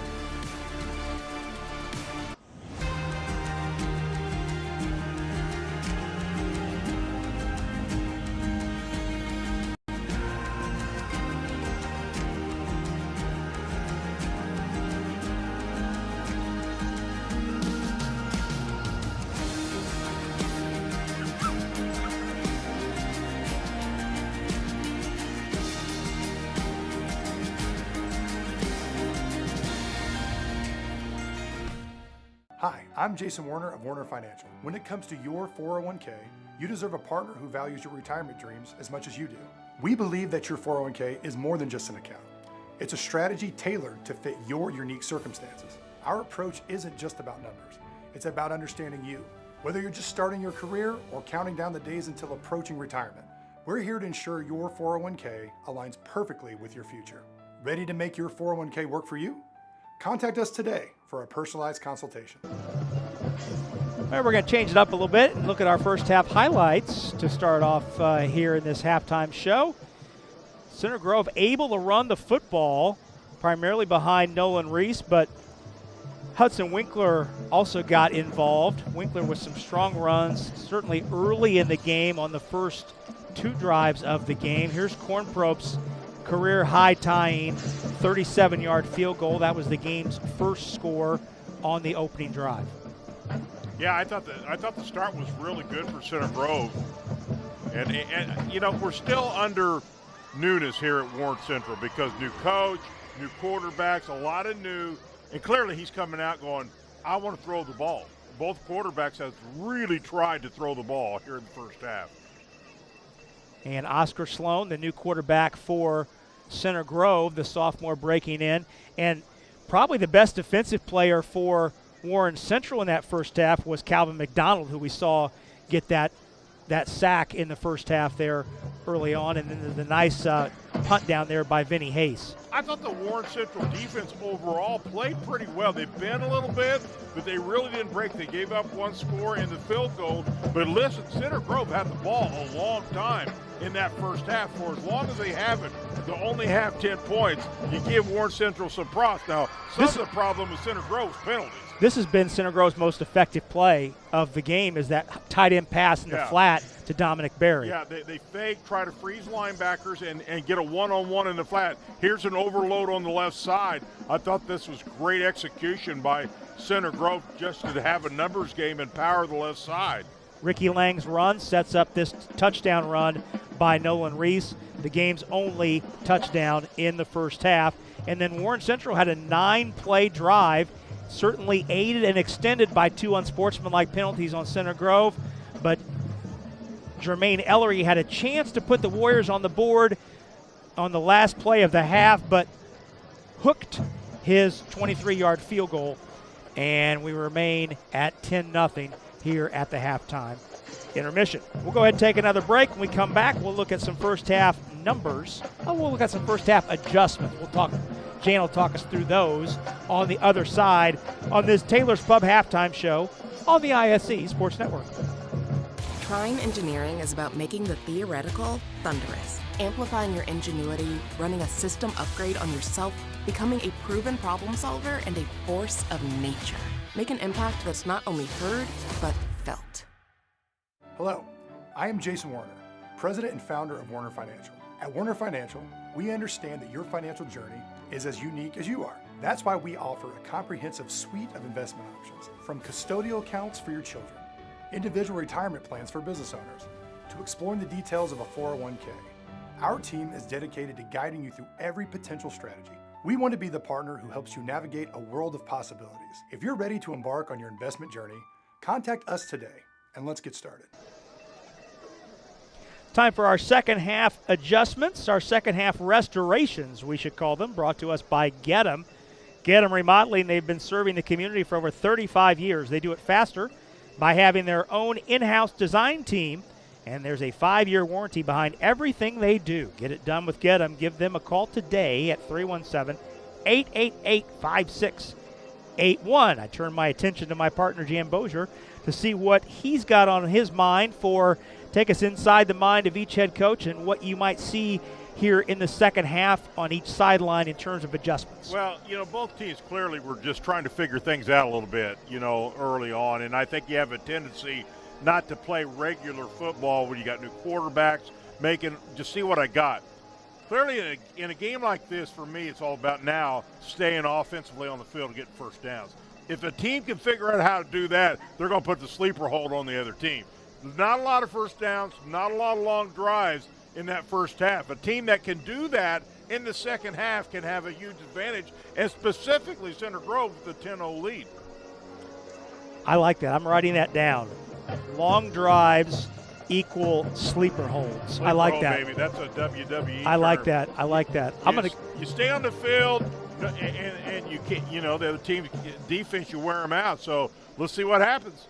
Does it speak to my old school nature that when you said sleeper holds, my first vision was of Dick the Bruiser? Oh, yeah. Dick the Bruiser on Saturday morning with Baron Von Raschke. Yes. No, listen, I was raised on that. Had that and Clancy hamburgers. That was my youth. Well, as Jan and I reminisce about local wrestlers from the 70s, we'll take another break. When we come back, we'll look at some first half numbers, and we'll take you up to the start of quarter 3. Warren Central won the toss and deferred, so the Warriors will have the football to start the second half. The Warriors looking for a big drive to get back on the board. We'll have all that on the other side. You're watching Indiana High School football and the Taylor's Pub halftime show on the IHSAA Sports Network. We build Indiana, The Laborers International Union of North America builds and maintains roads, bridges, and other essential infrastructure that make us the crossroads of America. So thanks to LIUNA members' work, Hoosiers have a better quality of life, like access to utilities, easier routes to jobs, schools, or medical care. We build Indiana for good jobs and stronger communities. The Laborers International Union of North America. We are LIUNA. I'm Jason Warner of Warner Financial. If you're a business owner or high-income earner here in the Indianapolis area, have you ever wondered if you're making the most of every available tax deduction and strategy? Warner Financial is excited to announce our continued partnership with tax consulting firm Strategic Navigators, Inc., a team of skilled professionals dedicated to helping you navigate the complexities of the tax code. Strategic Navigators will guide you through the tax code to save you money each year on your tax bill. Contact us today and let's embark on a journey to optimize your business's financial health. Some people see a huddle in the locker room. We see a second classroom. Some see a student athlete on the court. We see a future leader in the community. You see, high school sports in Indiana are special. That's because they're about learning and growing, not just winning and losing. Fans, I'm Commissioner Paul Neidig. Support education-based athletics in Indiana by buying a ticket to your high school's next athletic event.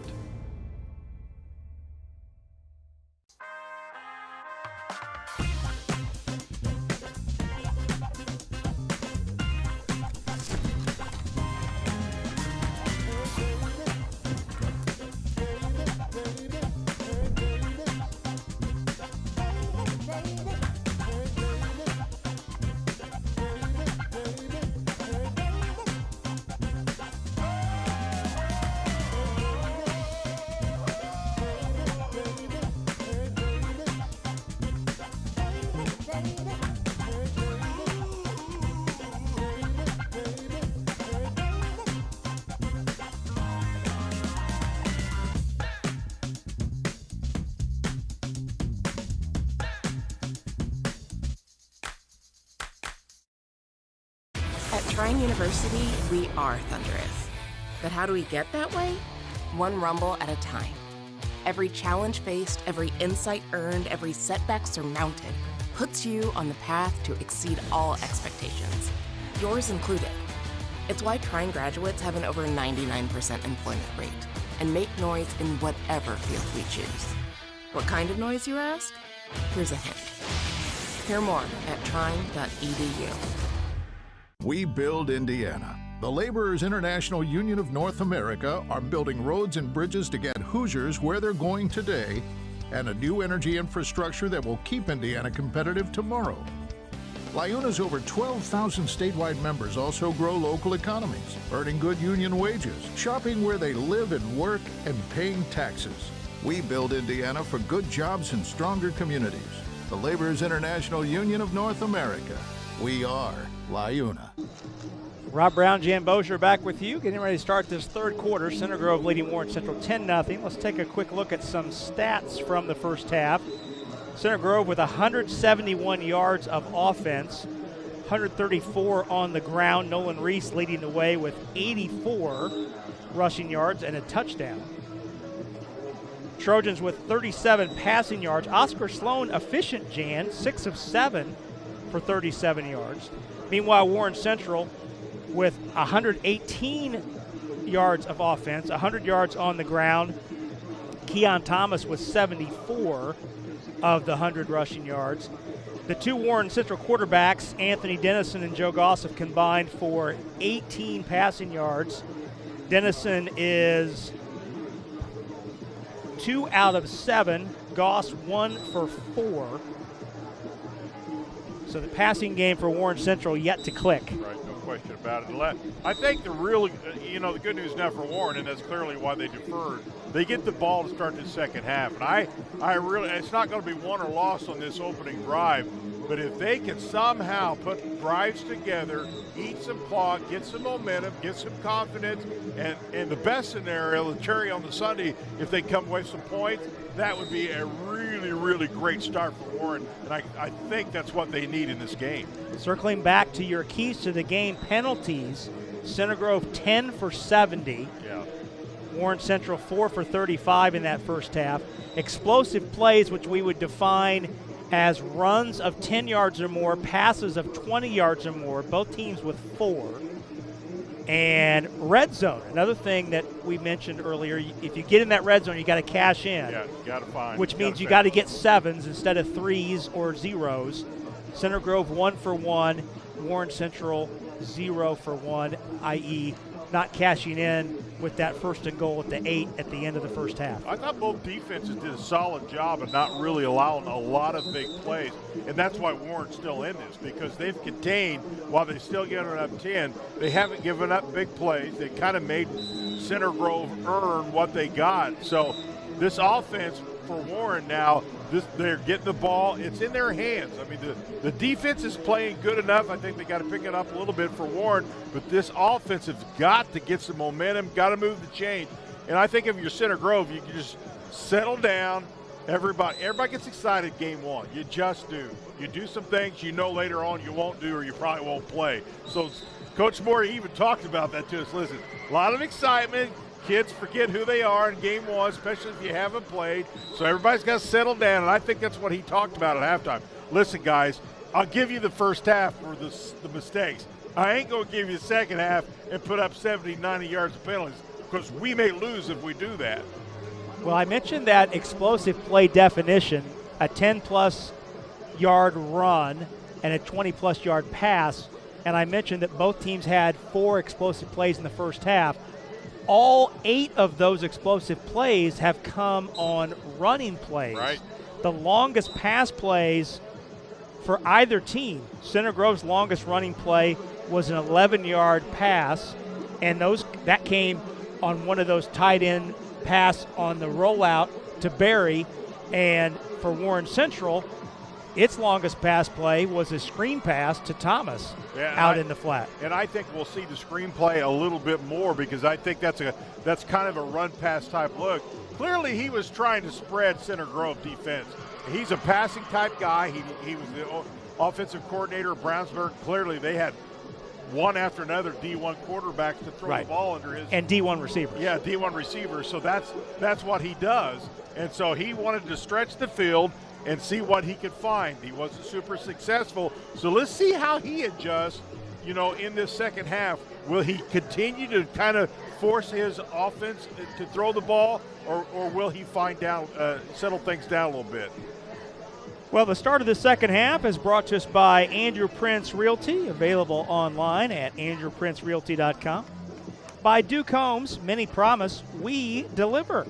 By the Gridiron Foundation, growth, development, purpose. Find out more at gridiron.org. By LIUNA, the proud members of the Indiana Laborers District Council and affiliate local unions who build Indiana. We are LIUNA. By Spencer Engineering, providing welcome solutions to their clients' engineering needs since 2009.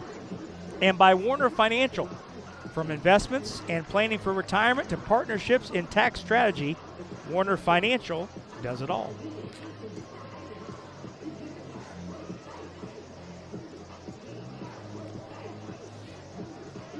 Well, Dallas Corn Propst is on to kick it away for Center Grove. Warren Central won the toss and elected to defer.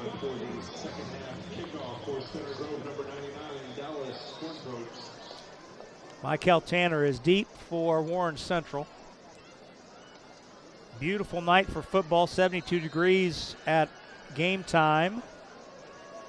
Partly cloudy. Nice that the heat has broken, Jan. We've got beautiful weather the last couple days. Expected to have a great weather weekend and into next week. Of course, Center Grove last year lost their season opener to a very good Westfield ball club, so they'd love to start this season with a win tonight. And that ball will hop into the end zone for a touchback. Yeah, both of these teams, Warren Central has dropped 4 of its last 5 season openers, and Center Grove has lost its last 2. Lost to Cleveland St. Ed's 2 years ago in its opener. Warren Central won last year's season opener. They won like 4 or 5 in a row early in last year. Yeah, Warren Central won its opener last year at Fort Wayne Snyder 15-0. Yep, beat Warsaw, North Central, Lawrence Central, Ben Davis, and Pike, and then losing to very good Lawrence North Ball Club, and then it was Center Grove who ended their season. Those were the 2 losses that Warren had.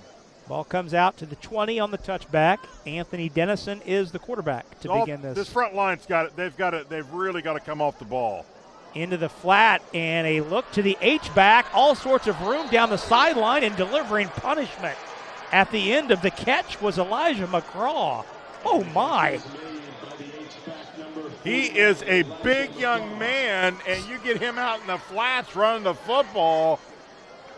6 foot 240, like a dump truck down the sideline, and he delivered a shot at the end for a gain of 19. And it's a mixed direction. They had Center Grove going one way. They reverse it, come back. That's a really good first down play. You move the change. You're already in good field position. Really good first play for the Warriors. And now Thomas looking for space down the left side, and a flag flies. That's a hold on the left side as Thomas turned the corner. And you see the first couple of plays here, they've made the decision. We got to get to the edge a little more here. And they got it first time, got it second, but this one's coming back.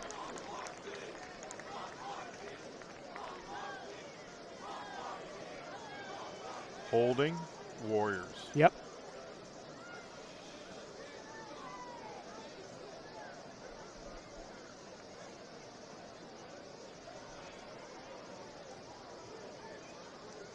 The 10-yard holding penalty will bring the Warriors back. 10-yard holding penalty on Warren Central will make it. Should be first down and 20. Scoreboard says second down.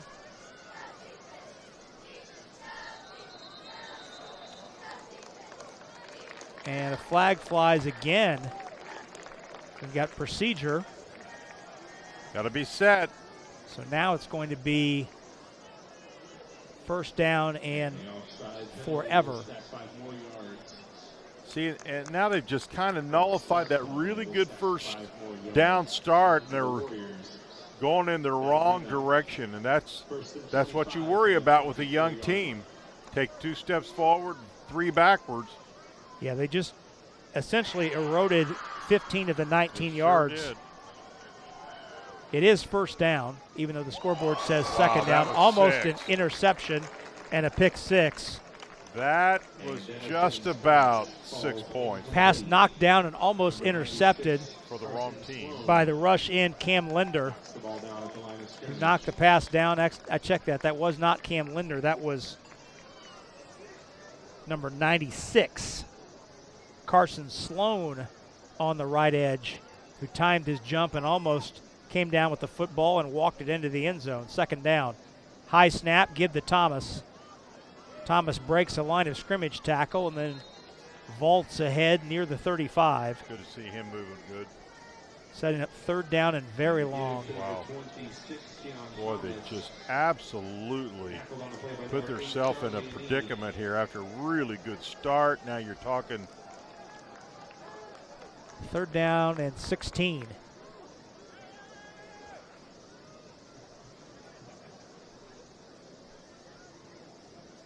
At the 33. Yep.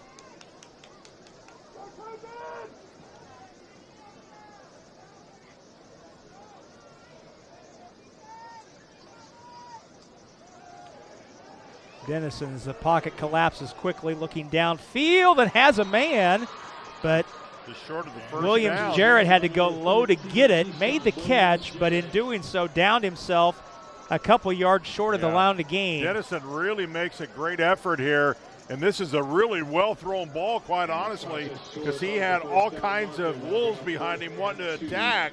And he actually throws a pretty good ball, but going to be a little short here. And needed 16 and picked up 14. Yeah, that's. So Ellery is on to punt it away, and a drive that started very promisingly with a pickup of 19 ends near midfield after penalties submarine the drive.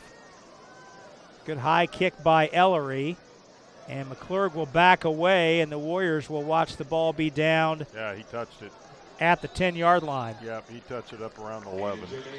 Ellery's punt takes a friendly Warren Central bounce. Well, the same tailors you've known and loved for 20 years, 30 years, let's make that. But now it's time for the whole family to get the experience at Taylor's Bar and Table, serving Noblesville, Fishers, Ingalls, and Pendleton. It's your spot for great meals, friendly faces, and a place everyone can enjoy together. That's Taylor's Bar and Table. Awesome. Noblesville, Jan. I like it. Anytime we right talk in your about wheelhouse. Noblesville in a commercial, it has to be a great place to eat. Right in your wheelhouse. Ball placed at the 9. Straight ahead give and nowhere to go. Now that's inspiration football. Let's see if this defense has woke up. I thought they played decent, not great. They certainly didn't break.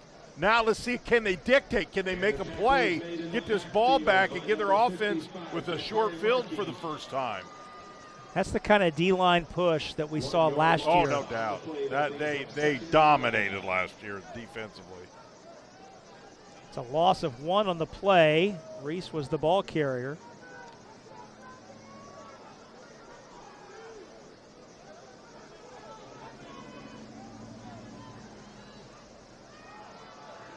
Give straight ahead.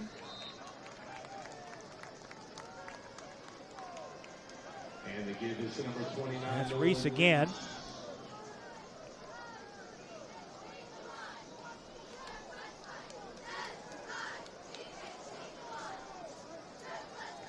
And Reese. Tackled by Dexter Smith, 22, a junior. 3 yards gained on the play. That brings up 3rd and 8. Big down. Defense puts up a 3rd and 8. Now you got to hold. You got Center Grove deep in their territory, right where you want them. This is huge. Here comes the blitz. Sloan looking left the entire time, backpedals, throws, Oh, has what a man pass. caught. Drake McClurg tiptoeing the sideline. 1,000-yard receiver last year was McClurg, and he's got the first down out across the 30. Well, you're going to the right receiver. Here's somebody who does it as good as anybody. How about that pass, Rob? That's a dime right in the hands. Pressure, had to have it. That's a backbreaker. That defense from Warren played very well, and there's as good a big play as we've seen all game. Gain of 19 and a first down. What a beautiful pass, right in the hands. There's the give to Lang. Now you got open real estate.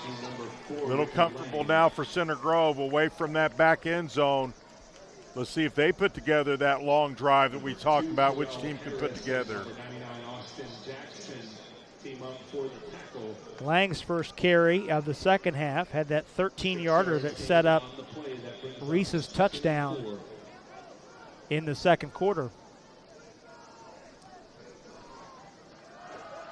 Winkler tripped up in the backfield. Nice job by Andrew Winkle to trip up Winkler. But I like the pressure. You may not always get the tackle, but make the offense understand and feel your pressure.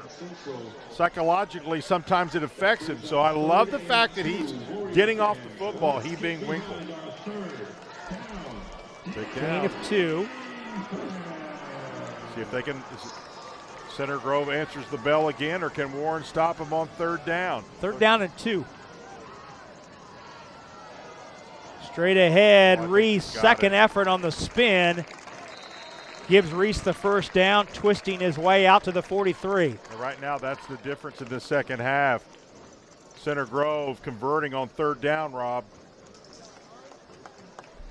The give is to number 29, Nolan Reese. Now Reese at 90 yards. Had 200-yard games last year. Well, we knew he'd be the go-to guy coming into tonight's ball game. No question about that. He certainly has continued just, I think, get better every carry. 14 carries thus far. Make it 15. And the solo tackle by Sean Fox. Fox will be someone heavily counted on. Transferred over from Lawrence Central, had 80 tackles last year. One of the leaders of that Bear defense last year, coming over to Warren Central as the junior. Center Grove now just kind of playing smash mouth football. Our guys against your guys, line of scrimmage, who's going to win? Now all of a sudden Warren Central's defense has been out there for a long time.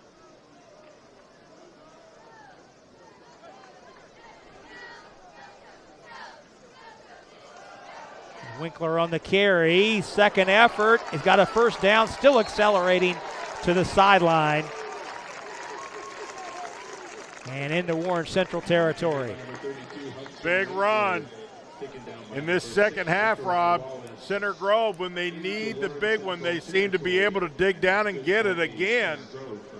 Boy, and this is as good a drive as we've seen by Center Grove. Boy, they've got momentum. They're moving the ball.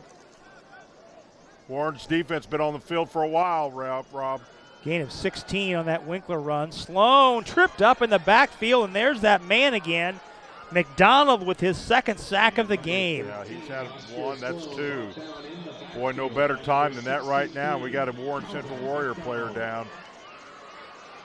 One of the things you worry about in the opener, but it's not that hot. A lot of times we get a lot of heat in the opener is cramps. Absolutely. We've not really, with the cooler temperature, a lot of times you get devastated by leg cramps. And so far it's been not too bad. Well, we'll take this opportunity to remind you that tonight's game is brought to us by the 12,000 Hoosier men and women with Laborers District Council and affiliated local unions that build in Indiana. We are LIUNA. And tonight's game also brought to us by Andrew Prince Realty.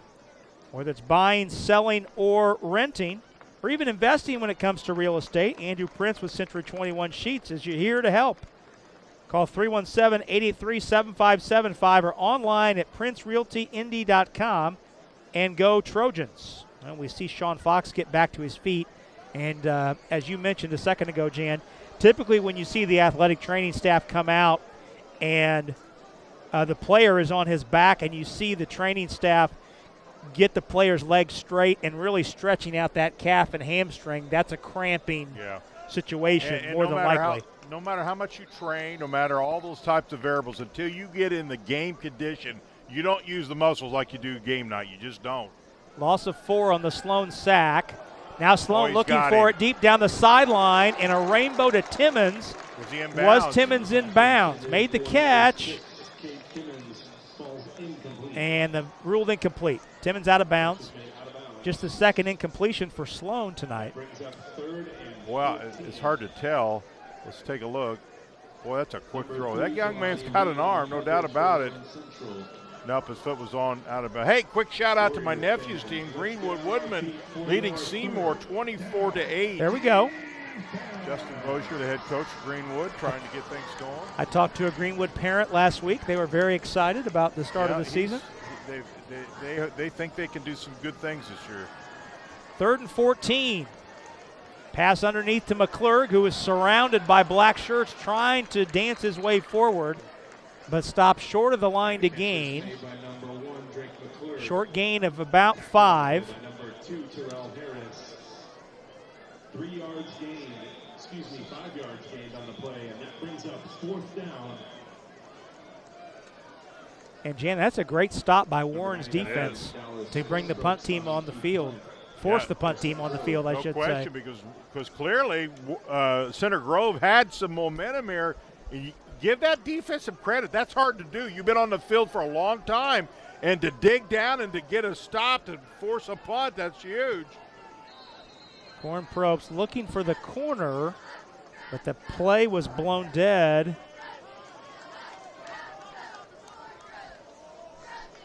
Before the punt was struck. Was there a timeout call? Both. There's a flag actually at the 32-yard line. It's 4th and 9. Let's see what the call is here. Oh my, is that going to bring they're going to bring the offense back on the field. My goodness. Huge. Eric Moore, his 31st overall year of coaching, 303-86. That's a lot of football games. It's a 5-yard penalty, so that makes it 4th and 5, and that means the Trojans are going to go for it. So it's not a first down. No, it's not a first down. 4th and 5. Look for the hard count here. And now we've got a cramp issue. We've got 2 players down.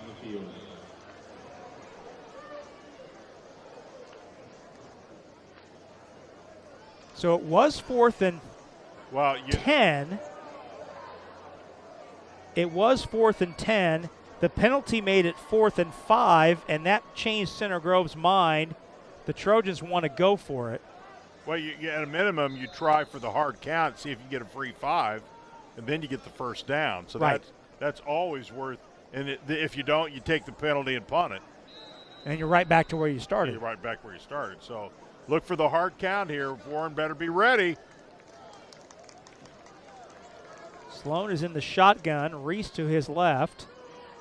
Sloan takes the snap looking. Fires. Incomplete. McClurg wants the flag and gets the flag. Pass interference on Warren Central, and it looks like Center Grove will get a first down. Oh, my. Let's see if we can. Another player's down for Warren Central. Boy, I didn't. Let's see what he calls. Here comes the pass. Got that arm around him. That's a good call. Didn't see that first. He clearly had that other off arm wrapped around him, and you can't do that. I didn't see it first. Give the official credit when he deserves it. Good call. He clearly had that off arm, Rob, holding him around the side. So the penalty is an automatic first down. Well, not an automatic first down, but enough yardage for a first down. It's not an automatic first down in high school football on the pass interference, unlike it is in college and the professional level. But it will be, from a yardage standpoint, a first down. Let's get a quick message from Warner Financial while we figure out where the yardage is and while Sean Fox gets some more attention for his cramping issue. We'll step out and pause for this quick message from our friends at Warner Financial. Hi, I'm Jason Warner. And I'm Christy Calderon. At Warner Financial, our vision is to redefine what it means to partner with a financial institution. We bring together expertise and dedication with a relentless focus on your financial success. Our drive is to create a strategy that aligns your unique goals by crafting tailored financial solutions to guide you through life's milestones. Together, we'll navigate the complexities and turn financial challenges into opportunities. Reach out today for a no-cost consultation and experience the difference of partnering with Warner Financial. Well, Sean Fox, you cannot see Fox on his screen, but continuing to get attention back at around the 30-yard line for a cramping issue. We'll take this time to remind you that for the first time in 9 years, Indy's small college powerhouses will clash in football as Marion hosts Indy. This game kicks off the football season this Thursday night, August 28th, and we'd love to see you at St. Vincent Field. Tickets are on sale now for that game. And the rest of the night's home schedule, simply log on to munites.com. A lot of nights broadcast this year, as always. Have the football games coming up. They should be good again. Your home for MU Nights Sports right here on the ISC Sports Network.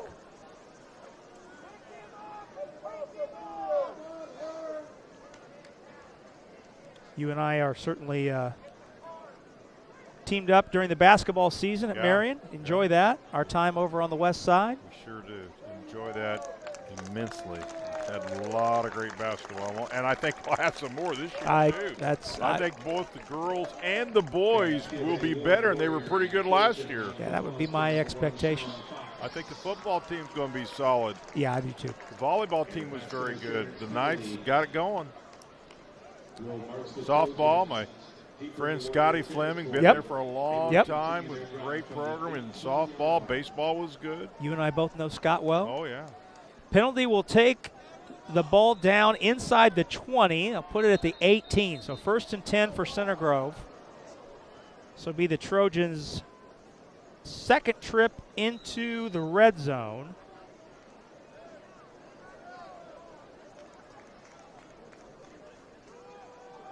And the give is to Lang, who's been a red zone runner for the Trojans this evening. The sophomore getting his first varsity carries. Been very effective in the tight quarters. Takes it down to the 11. Very effective. That's a solid run. Warren has got to figure out how to get this and keep this out of the end zone. You're going to go down 3 scores, and that's not a good thing. This is what you find out what you're made out of defensively down here in the red zone. Lang again, taking his time. And patiently seeking space, finds the 5. And that's pretty close to the line to gain. And I think Lang indeed reset the down box. They gave him the 6. And that is indeed enough for a first down. Lang with 38 yards on 6 carries. That is indeed a first down. First and goal for the Trojans. This is the 14th play of the drive, longest drive of the game. 12-play drive that saw the Trojans score in the second quarter. Reese barging his way down to the 3. Wrapped up by Deck Smith, who has been in on a host of tackles tonight for the Warriors. Number 22, Dexter Smith on the tackle. Crosby's helmet come off, so he'll have to come out of the game for Warren. 2 yards for Reese, who's closing in on 100 yards, 96 yards for Reese. Second and goal from the 4. Gave Reese 1 on the play, so call it 95. Reese will try it again. Make that Winkler. Give Winkler the touchdown.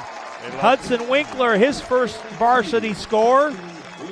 The junior Hudson Winkler racing to the left corner of the end zone for the touchdown from 4 yards out. The Trojans lead at 16-0. Yeah, once again, they overload that left side, make it a math game. They got more players than you have that can stop them. They just overpower. You take a look here. It's an overload left. There you lead back. You just got more numbers than the defense has, and if it's executed at all, you'll get the score, and they do. The Corn Probst on. The snap is high. The kick knocked through. Flag flies. So hold on a second. Offsides on Warren Central. So our referee will come over and ask Eric Moore what he wants to do.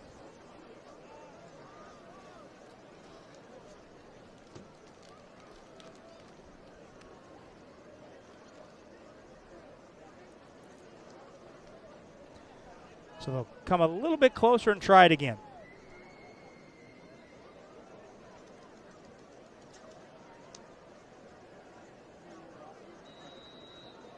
Goes in the books as about a 2-yard penalty. Oliver the holder. Corn Probst an easy punch through. 17-0 our score. 15-play drive. Hudson Winkler, his first varsity touchdown from 4 yards out. 17-0 the score. 3:16 to go, third quarter. We'll step out for a quick break and be right back. You're watching Indiana High School football on the IHSAA Sports Network. At Trine University, we are thunderous. But how do we get that way? One rumble at a time. Every challenge faced, every insight earned, every setback surmounted puts you on the path to exceed all expectations, yours included. It's why Trine graduates have an over 99% employment rate and make noise in whatever field we choose. What kind of noise, you ask? Here's a hint. Hear more at trine.edu. Rob Brown, Jan Bozier back with you. I thought Center Grove was very, very well. Execution was really good in that drive. Their front line really took care of business, and they just kind of dominated. I thought the line of scrimmage down there in the red zone, that was a good score for Center Grove. That was a 7-minute, 15-second, 15-play drive. That would, I think, fit your definition of a sleeper hold. Absolutely. And we talked about if you do that, it's a two-edged sword. A, you score. B, you wear the defense out, and their offense is over on the sideline. So that's why those drives, especially when you have the lead like Center Grove does, a drive like that, and then you end up scoring is so dominant. And you eat up more than half the quarter. Oh, yeah, that's a huge. Ate the clock, scored, got good yardage. Football, if you can stay on the field, move the chains, is such an advantage.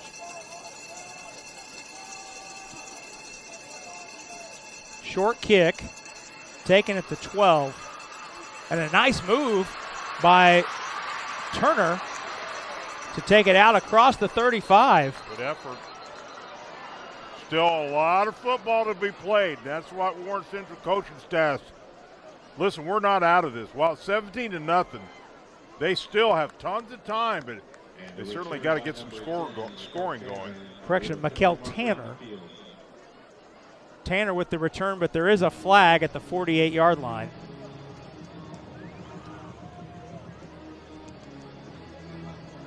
Unsportsmanlike on Warren Central. So that will erase, and unsportsmanlike on Center Grove. So those will offset, and the ball will be placed at the 35. Jan, I did, we're not in the main press box, so I did send a missive across the way. I did notice that we had not called the name tonight of Warren Central's All-State defensive lineman Jeremy Finch, who's going to Alabama. We've not called his name once tonight. And it got back to me that he has been ruled out with a foot injury. We were not told that. We were not. So I did some investigative reporting. That's awesome. And well, obviously, he's such a dominant player that we've never called his name. Yep.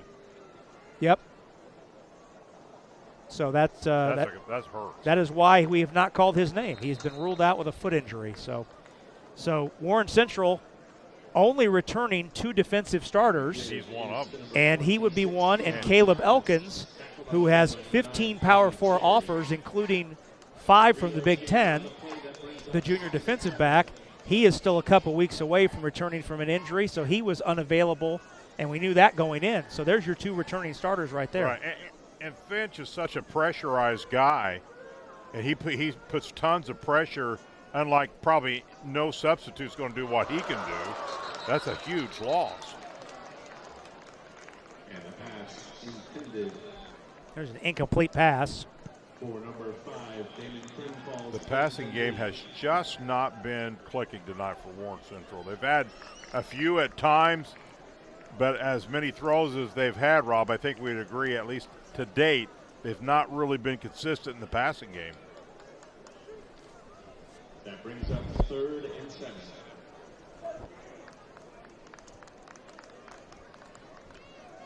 Goss is the quarterback.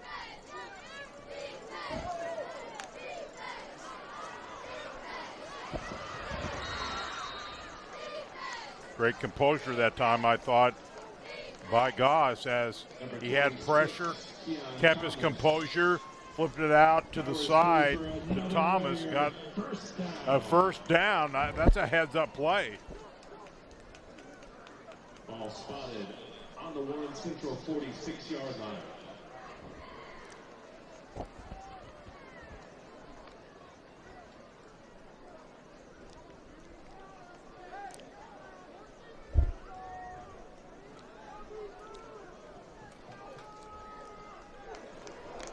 A lot of pressure.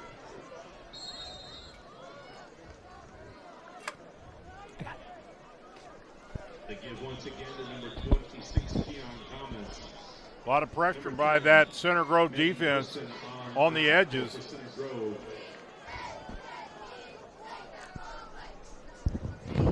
Brings up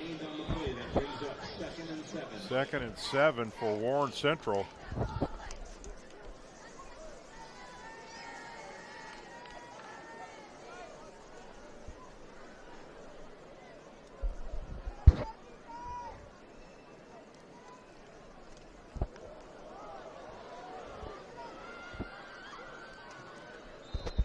And it looked like Goss had some space there, but unable to get it.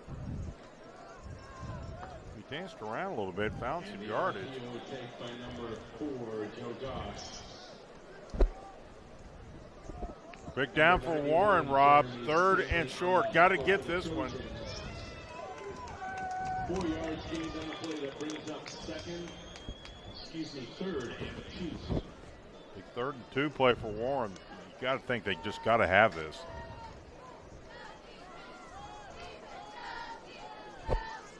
Yeah, they've got to get something here to keep this drive going. Oh, second effort gets it. Yeah, Thomas able to keep the legs going. 26, Keon Thomas. Tackled on the play by number 11, True Paxton. And he's down inside. Take a look at the replay. Boy, it looked like he was dead to right. Little hesitation move and was able to get enough for a first down, and Warren finally gets a first down. They got to keep this drive going.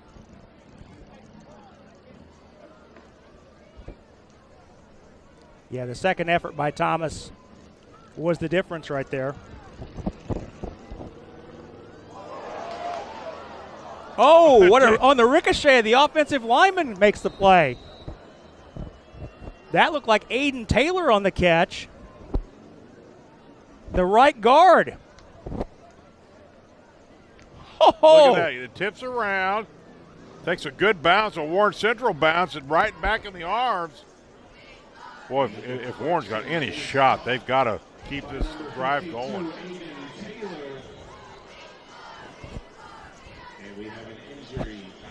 Warren Central has another player cramp. We were talking about there hadn't been many, but one there. Let's take a break. We'll be back after this timeout.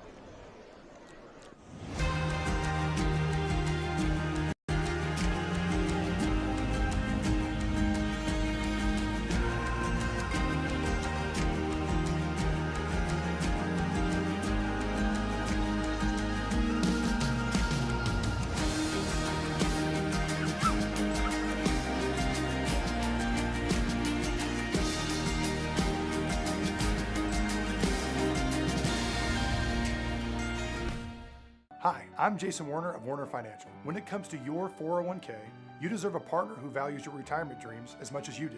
We believe that your 401k is more than just an account. It's a strategy tailored to fit your unique circumstances. Our approach isn't just about numbers. It's about understanding you. Whether you're just starting your career or counting down the days until approaching retirement, we're here to ensure your 401k aligns perfectly with your future. Ready to make your 401k work for you? Contact us today for a personalized consultation. Gridiron Foundation is all about development. When they first start learning about football, all the way to high school, giving them opportunities with their hard work and the ecosystem we've built. We take them out of their neighborhoods and put them in front of Division I coaches and give them a purpose and a chance to be successful after high school. The type of growth that I've seen in our athletes and Gridiron Foundation has been more off the field than on the field. That was the original purpose, to make well-rounded young men in life and community. 1, 2, 3, back here at Warren Central, Warren is trying to keep this ball going. They trail 17-0. Time is slowly going away here in quarter number 3. It's imperative they stay on the field here and keep this drive going to have any shot of getting back in this one. This is as good a drive as they've had, and I like the way they're running the football. I really felt in the opening that they would probably lean on the run a little more. While they've done that from time to time, they've really tried to get the passing game going, and it's showed some promise, but quite honestly, Center Grove secondary has really kind of nullified anything long today. Clock running down. They got to hurry. They get it off. Last play of the quarter. Going for the end zone. No good. One-on-one. He gave it a shot, and that's going to bring quarter number 3 to a close. The Trojans lead at 17-0. We'll be back for the final quarter on IHSAA. We build Indiana. The Laborers International Union of North America builds and maintains roads, bridges, and other essential infrastructure that make us the crossroads of America. So thanks to LIUNA members' work, Hoosiers have a better quality of life, like access to utilities, easier routes to jobs, schools, or medical care. We build Indiana for good jobs and stronger communities. The Laborers International Union of North America. We are LIUNA. Hi, I'm Jason Warner. And I'm Christy Calderon. At Warner Financial, our vision is to redefine what it means to partner with a financial institution. We bring together expertise and dedication with a relentless focus on your financial success. Our drive is to create a strategy that aligns your unique goals by crafting tailored financial solutions to guide you through life's milestones. Together, we'll navigate the complexities and turn financial challenges into opportunities. Reach out today for a no-cost consultation and experience the difference of partnering with Warner Financial. Well, back at Warren Central High School, you see the lights, the new LED lights with the Warren Central home fans, and this is what they do every game to start the fourth period. You look at Center Grove defense. And that's last year. It was not a typical Eric Moore type defense. They gave up 24.5 points a game, but they lost almost their whole front line during the season and some before, and basically had to rebuild. It got hot during the tournament, and that defensive average went down. But 24.5 points is a big defensive giveaway average. That's not normal for an Eric Moore type team. It still was 4 points away from the state.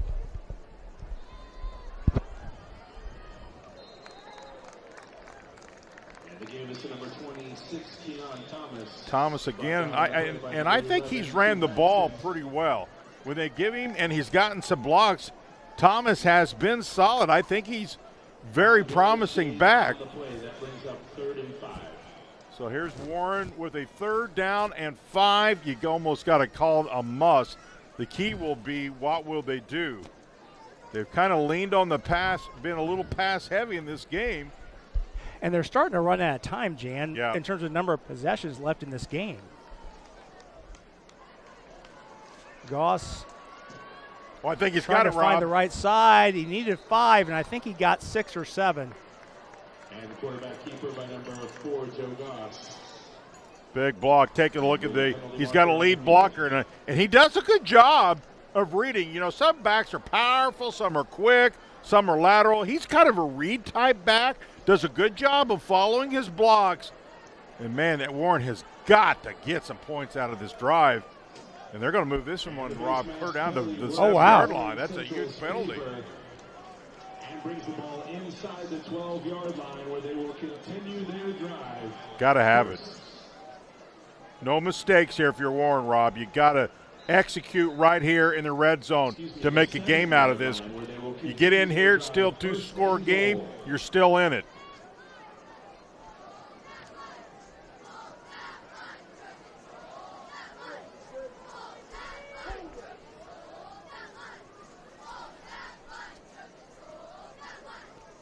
First and goal at the 7. Thomas short of the goal line, but stopped at the 2. 2nd and goal.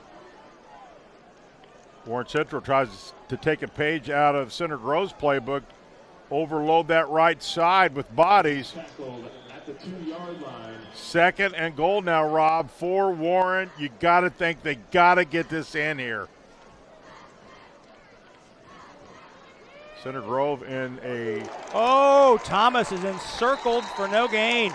Center Grove in their goal line defense, and man, they were coming, and they clearly left no room for Warren, Rob. That's the 2nd time Carson Sloan has been the first man in. Number 96. That's hard to do. You have very little real estate to work with. You've got to beat your man off the ball defensively. 3rd and goal.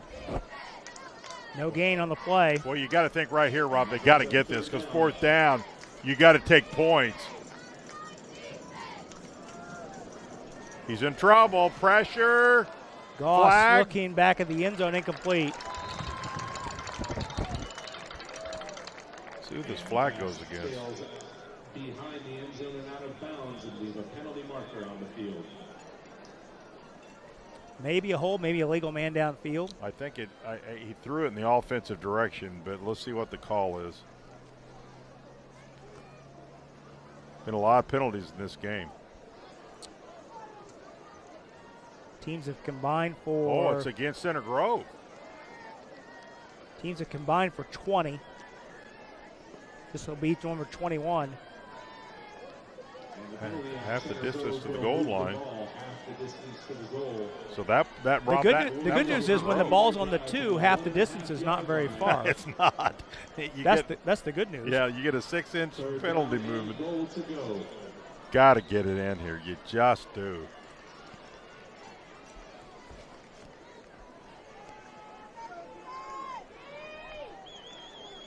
So now the ball is inside the 2, sitting at about the 1.5. Thomas drops his head, leans, and is in. Touchdown. That's what the doctor ordered. Warriors are on the board. That's a must, wasn't it, Rob? Had to have it. Yep, you had to have this one. Had to have it. So the Warriors are on the board with 9:34 to go. Keon Thomas officially in. We'll call it from 1 yard out. That was a 13-play drive.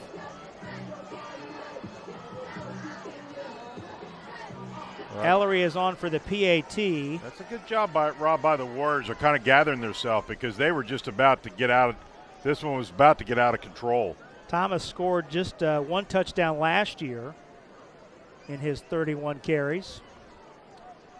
Ellery was 20 of 23 on PATs. Actually, this is Zach Wallace, and the PAT is blocked. That was interesting. I did not see Wallace coming out to attempt the PAT, but the PAT is no good. So the score will be 17-6. Well, now you got to get two. That didn't help their cause. So 17-6 is our score. Fall sports are back at UND with a jam-packed home schedule in September. Be sure to visit UNDathletics.com to stay up to date on upcoming contests and promos. Like September 13th Youth Day at Greyhound Football. Fans 12 and under receive free admission to the game and access to all new Greyhound Kids Corner. Visit UNDathletics.com for more information. Tonight's game is also brought to us by the 12,000 Hoosier men and women with Labor's District Council and affiliated local unions that build in Indiana. We are LIUNA.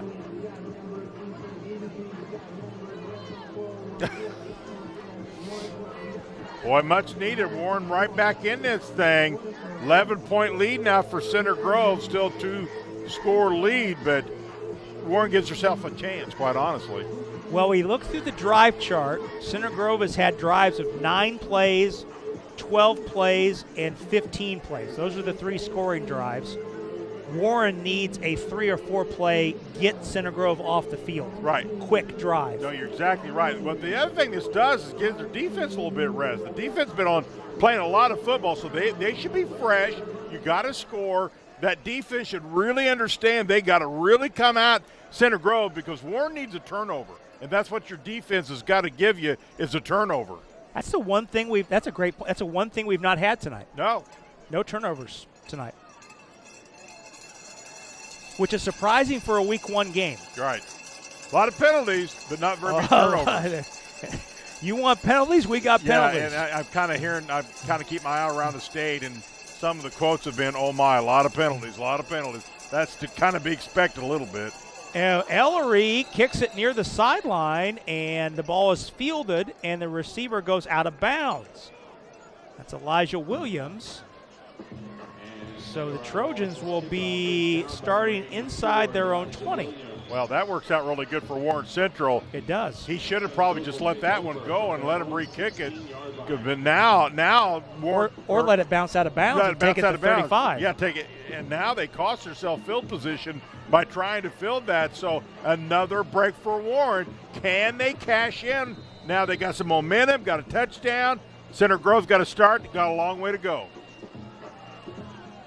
Give up the middle. You know Center Grove's going to run the football and work the clock. Give to Reese.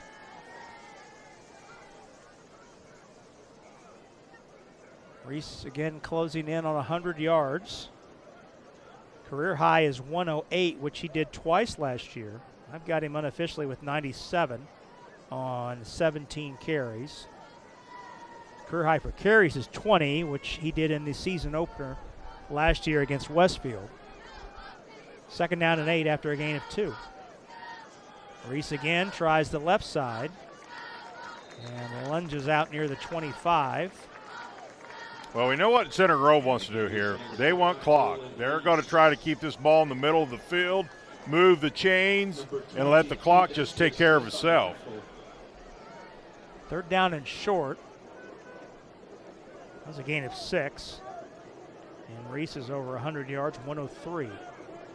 Reese will come off here on 3rd and 2. Winkler is the back.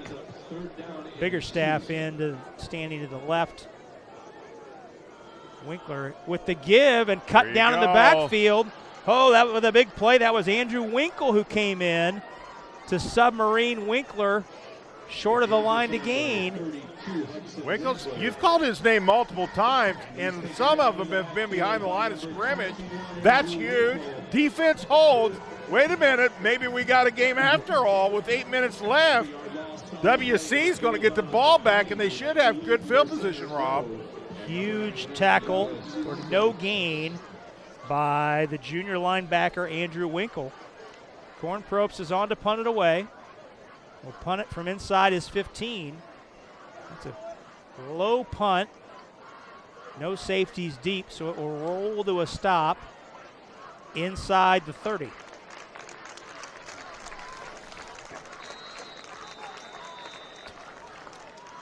Fall sports are back at UIndy with a jam-packed home schedule in September. Be sure to visit UIndyathletics.com to stay up to date on upcoming contests and promos like September 13th Youth Day at Greyhound Football. Fans 12 and under receive free admission to the game and access to all new Greyhounds Kids Corner.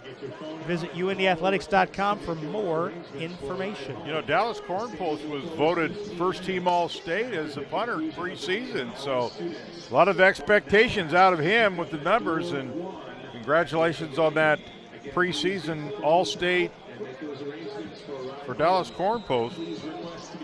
Well, Warren Central will stay with the alternating quarterbacks, even though Joe Goss led the touchdown drive. It's Anthony Dennison in, and Dennison slinging downfield and a sliding catch. Oh!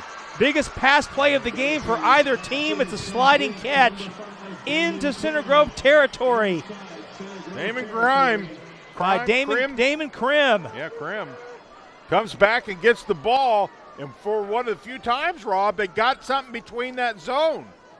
That's a 25-yard catch for Krim and a first down.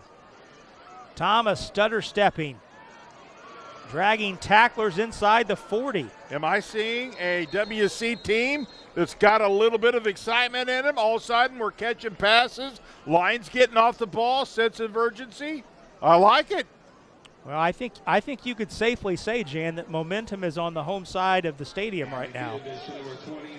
That's a gain of, looks like 8. We've got another for Thomas. We've got another cramping issue though on the Warriors. Well, the Warriors. The problem is they got. If you're down and hurt, you got to tell the official quickly. They let 30 seconds go off the clock before anything was ever called, and that's precious time for Warren Central. They need 2 scores. So a gain of 9.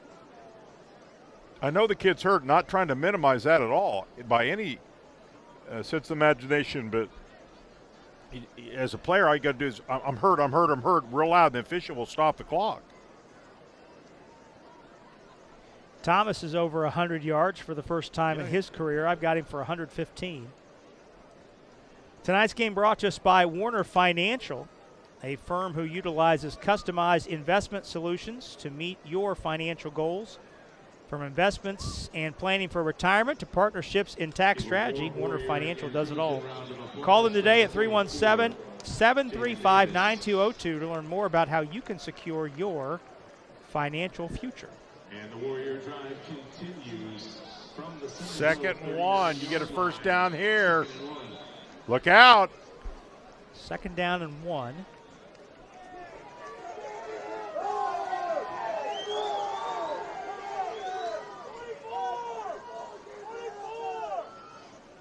Dennison going for a long one, and the ball is broken up. It's pretty good coverage. He made a great attempt there right at the very end. It looked like he almost got it, he being Williams Jarrett. I think Williams Jarrett had it in his hands. He did. He did a 180, Rob, still almost caught it. Good coverage by Manning Poston, who's knocked a couple passes away tonight. 3rd down and 1. Got to get the first down. Taking the deep shot there on 2nd and 1. Yeah. Got to get this one right here, though. Need a first down. Thomas eludes the man in the backfield, running right for the marker, and the spot is essential. And it looks like Thomas got a favorable got spot. it. He did indeed. Thomas seems to me to be he's one of those runners that seems to get better as the game's going on. I thought he was good in the first half, but he's been really good in half number 2. That's that running game that I think they got to lean on him a little more. He's that good. I think he's found an extra burst here, Jan. I in the completely second half. agree with you. He's come alive, especially here at the end. Dennison grabs the high snap, finds Thomas, who finds a seam. How about that? Gets through the arm tackle and surges his way down to the 30, does Thomas. And to give once again to number 26, Keon Thomas. Warren Central have a sense of urgency here. I know it's 6 minutes, but you need all the clock you can get. To your point, Jan, Thomas somehow worked a 6-yard gain out of that run. Your comment is spot on. I think he has that I can get stronger if you give me the ball and as the game goes on mentality. Dennison looks downfield, throws a dart in between 2 defenders, I think he did. And a sliding catch by Tanner. Oh, my. Boy, he threw a strike right down the middle, didn't he? Dennison split 2 defenders. He threw that where only his guy could get it. You know, that was a good throw because he throws it anywhere above the waist, that ball's getting knocked down. So he throws it low, whether it was intentional or unintentional. It was where only his receiver could get it. That's a gain of 17 down to the 14 and another trip into the red zone for the Warriors. He's got a shot. It's intercepted. It's picked off. Picked off, looking for Wallace, and it's picked off. A huge takeaway in the red zone. He threw it low, Rob. And the ball is picked off by Jackson Burnett. See, the receiver wants it high. The receiver wants it high, and he throws it high at 6. He throws it low, it's an interception, or a little low, and that's exactly what happened. You can see the receiver right there pretty frustrated because he throws it high, and that's 6, because he had some separation with the defender, and that would have been a touchdown, but just a fingertip low, and that was enough to be intercepted. Wow, game-changer play right there. Interception by the junior Jackson Burnett. Game's first takeaway, and what a momentum swing that is. Boy, could have been a touchdown. Now it's interception, and certainly not over, but Warren Central's got to get the ball back, and they got to get it back in a hurry. Boy, Warren Central was rolling. Yes, they were. And you can just feel the air let out of the home sideline on that interception. Warren scores there, and look, at 5 minutes, you got a ton of time. Wow. Reese on the carry, gain of 4. Center Grove's not going to be in any hurry now. No. Not at all. Boy, but you know what? You got to feel good at least by the spark there by Warren. They came alive, and that's promising. You build on that. Left side give. Hole closed up quickly for Winkler. The give is to number 32, Hudson Winkler. Gain of 1. Austin Jackson. 3rd down and 5. Third and 5. Warren Central defense looking for its second straight 3 and out. You almost have to have it here. Yeah, you do. With 4 minutes to go. You get a first down here by Center Grove, that may be enough. That you're 2 scores down. Warriors have all 3 timeouts available, but would prefer to use them deeper into this 4th quarter. Good. Delayed give to Winkler, and Winkler trying to stay inbounds after picking up the first down. That's an outstanding play call by Center Grove. And Eric Moore is going to go, listen, it's not my first rodeo, Jan. Excellent delay play. Got everybody kind of frozen defensively, and the delay play just outside. Got plenty for the first down. Really well executed, and the timing was perfect. Needed 12, needed 5, picked up 12. Let me do it, Rob. Fresh set of downs inside 4 minutes. Here's Lang trying to get the edge. Finds a seam and tossed down at the 42. Whistle and a flag down behind the play. Lang may have found the edge because of a hold behind the play. Indeed. Well, that's the one stat that Eric Moore's not going to like, but you know what? You can forgive it if you win. You take the victory if you can get it. Well, I will say this, Jan. Center Grove has cleaned it up a little bit. 10 penalties in the first half, just 2 here in the second. And that's a lot of cleanup, quite honestly. Yes. You keep that same momentum they had with turnovers in the second half, and you may be a little closer right now than you are. Warriors had 10 penalties for 70 yards in the first half, just 2 for 20. Again, my unofficial numbers here in the second half. The hold makes it 1st and 20. Lang straight ahead. Pick up of a couple. They're going to have to burn some timeouts. They're going. And the Warriors will do just that. You just cannot. You're going to leave yourself with nothing. First timeout called by Warren Central. 22 seconds remaining in the game. Fans, once again, please get out those phones. 3:21 to go, 17-6 the score. For the first time in 9 years, Indy's small college powerhouses will clash in football as Marion hosts UIndy. The game kicks off the football season this Thursday night, August 28th, and we'd love to see you at St. Vincent Field. Tickets are on sale now for that game. The rest of the night's home schedule, simply log on to MUnites.com. And I'm going to take a wild guess to say that place is going to be packed. It's the only game in town. Thursday night, going to be right here on ISC. It'll be a lot of fun. And that place ought to be rocking and rolling. That's an in-state rivalry.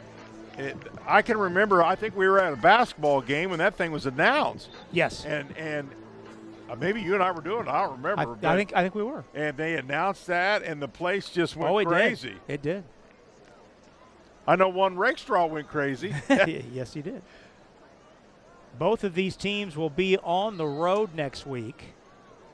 Center Grove will take on another challenge going up to Fort Wayne to play Carroll High School. Team just outside the top 10 in the others receiving votes category.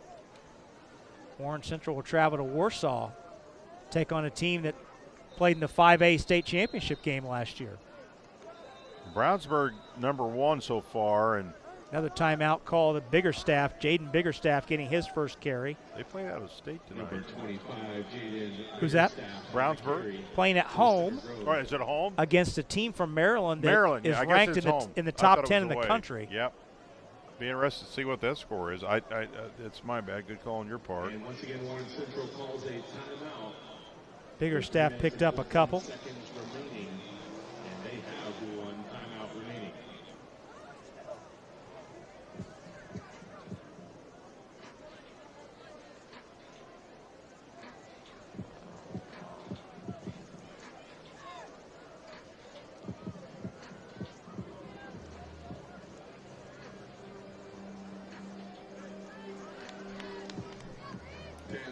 Both teams are going to walk out of here and going to look at the film session and see a lot of things that they're going to like. Going to see some things they don't like. And I think we can agree, though, both teams have the potential. You know, they got the players to put it together. It's a marathon, not a sprint, especially when you're talking 6A football. Look at some new players who played tonight, see where they fit in, where they some adjustments, and go from there. 3rd down and 16. Sloan will put it in the air. And McClure goes up to make a catch in traffic. Oh, my. Short of the first down, but McClure showing off why he's one of the top receivers in the state.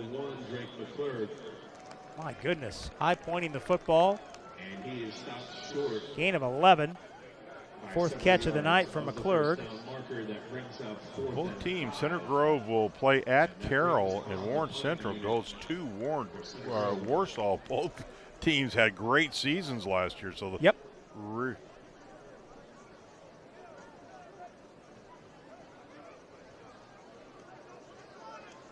Corn post on to punt it away. And the two receivers, punt receivers, bump into each other. The ball is loose, fumbled away, and Warren Central has recovered. Wow. The return man down there to scoop it up was Aaron Smith, number 37. That goes in the books as a muff, essentially a turnover that will allow Center Grove to keep the football. And an injury timeout to boot.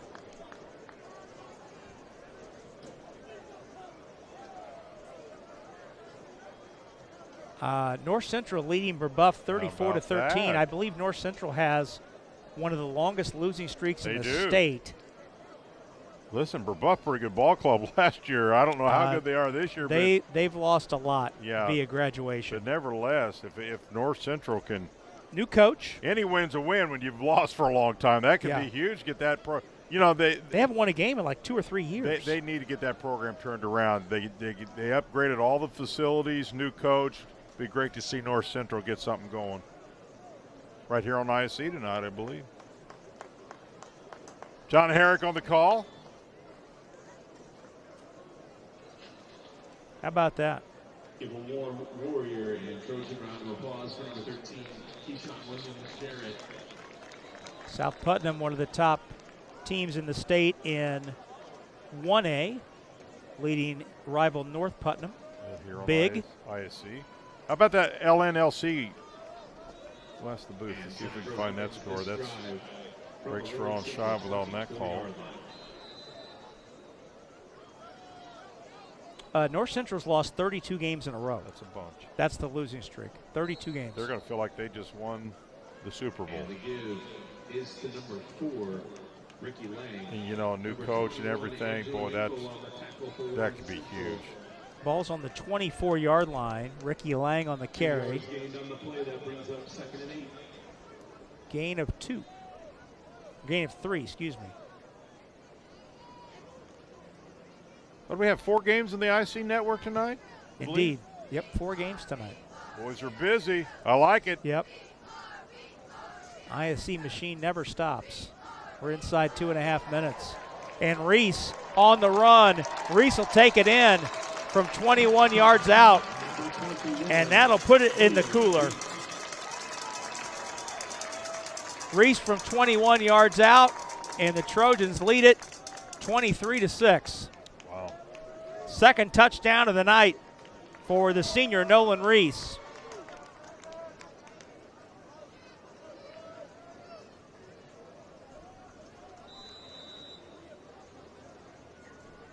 LN and LC tied in the fourth quarter. Didn't see that one coming. Wow.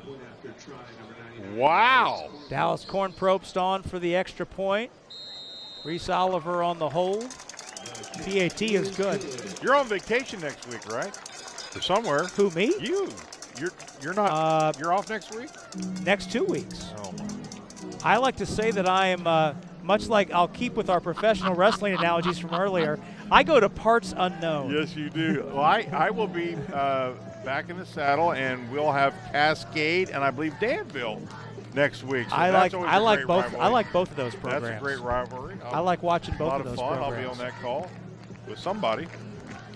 I will return in week 4. Who am I with? Who did we say I was with? Rick Johnston. Rick Johnston. I want to make sure I give his name. Big fan of Rick Johnston. Absolutely. Great guy. I just couldn't remember who I was with. Yes. I go to parts unknown for a couple weeks, and then I'll be back in week 4.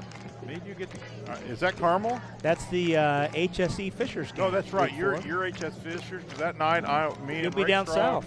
Washington Hatchets. That's our annual Washington Hatchet Hatchet game. Field. Yeah, we have a lot of fun doing We'll be that. down there, Yeah. and then you and I will. We get a Carmel game You and I somewhere. will reunite in week 5 And where are we at? for Columbus North Carmel. Yes, that's that Carmel. Columbus North is supposed to be very good. They're supposed to have a really Well, good the ball. big question is where are we going to sit? That's a TBA. If you pick by Carmel Stadium, it is under mass construction. That, my friend, is one of the unanswered questions of the universe. One right thing now. we do hope, it ain't raining. That is an unanswered question. Yes, I went by there today, and the press box is gone. That's remember the old Magic 8 ball? Yeah. That's one of those. You shake the Magic 8 ball and it says "Ask me later." I'm sure Jim Inskeep will make sure we are well taken I'm care sure. of. I'm sure that will be handled. That's an Ask Me Later Yep. Magic 8-Ball question there. It'll be sorted out. Looking forward to that. 2:14 to go. Center Grove in control, leading 24-6. But the LC Bears making a little noise. I don't think a lot of people knew exactly what type of team they would have tonight.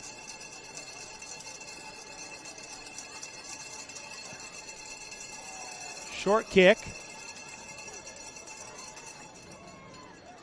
And that's Tanner again. Takes it out across the 30. 2:08 left. Center Grove is going to notch its 9th straight win over Warren Central. Number 10, Michael Tanner on the return. Last time Warren Central beat Center Grove was back in 2019 on this very field. It was a 21-14 Warren Central win. Ball's placed at the 34.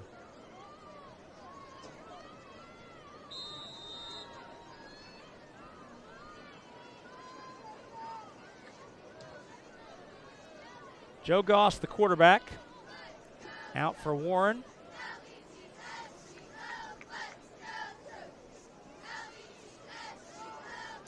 Mentioned these two teams met in the regional last year. Yeah, they sure did.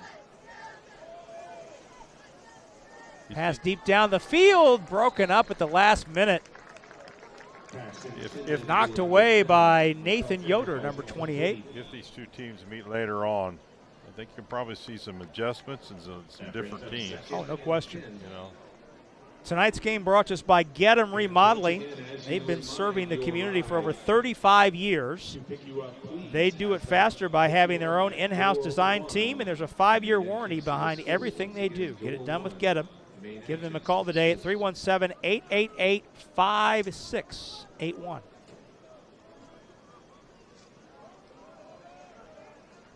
High pass over the head of the intended receiver, White. Incomplete, 3rd down and 10. Well, Jan, these two programs have met in the regional each of the last 3 years and 4 of the last 5. Another post-game reminder, football parents. Actually, they've met. I should say they've met in the postseason 6 of the last 7. 2021 was the only miss in that stretch. So I think it's a decent bet to think that these two teams might see each other again in November.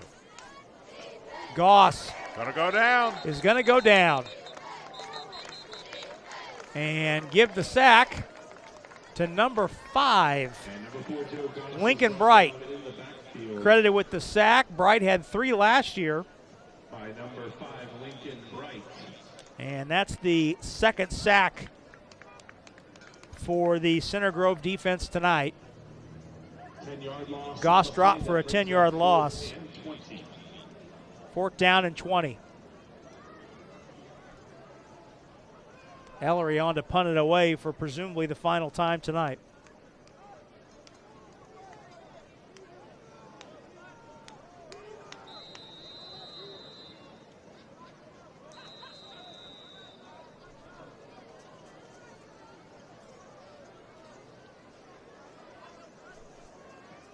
This timeout is brought to you by Community Sports Medicine. Now timeout called. Certified athletic trainers Meredith Ham. We're going to go ahead and keep it here, and we'll stay here immediately following the game and put a wrap on this ball game, this Week 1 affair. Mentioned at the top, this is one of 6 games across the state where both teams are ranked in the top 10 in both the media and the coaches poll. You may be saying to yourself, well, what are the other 5, Rob? I'm going to tell you. Ben Davis at Cathedral, Andrean at Maryville. That, Jan, is probably the one that catches my attention the most.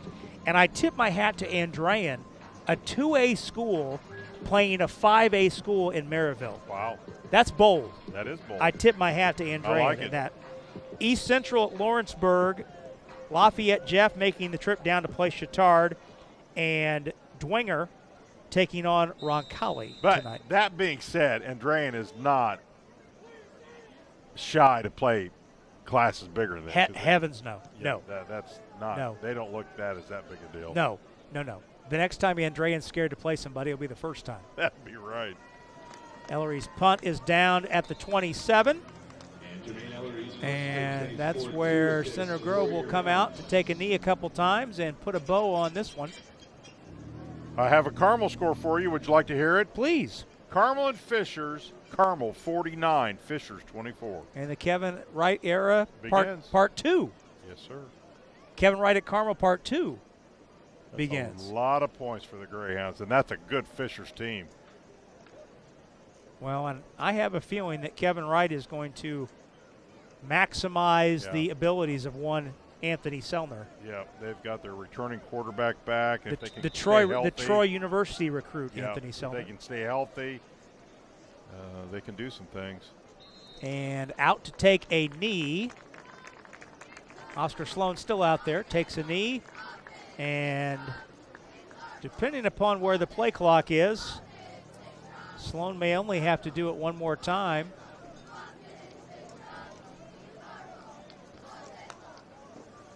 LN 27, I believe, to 20 LC.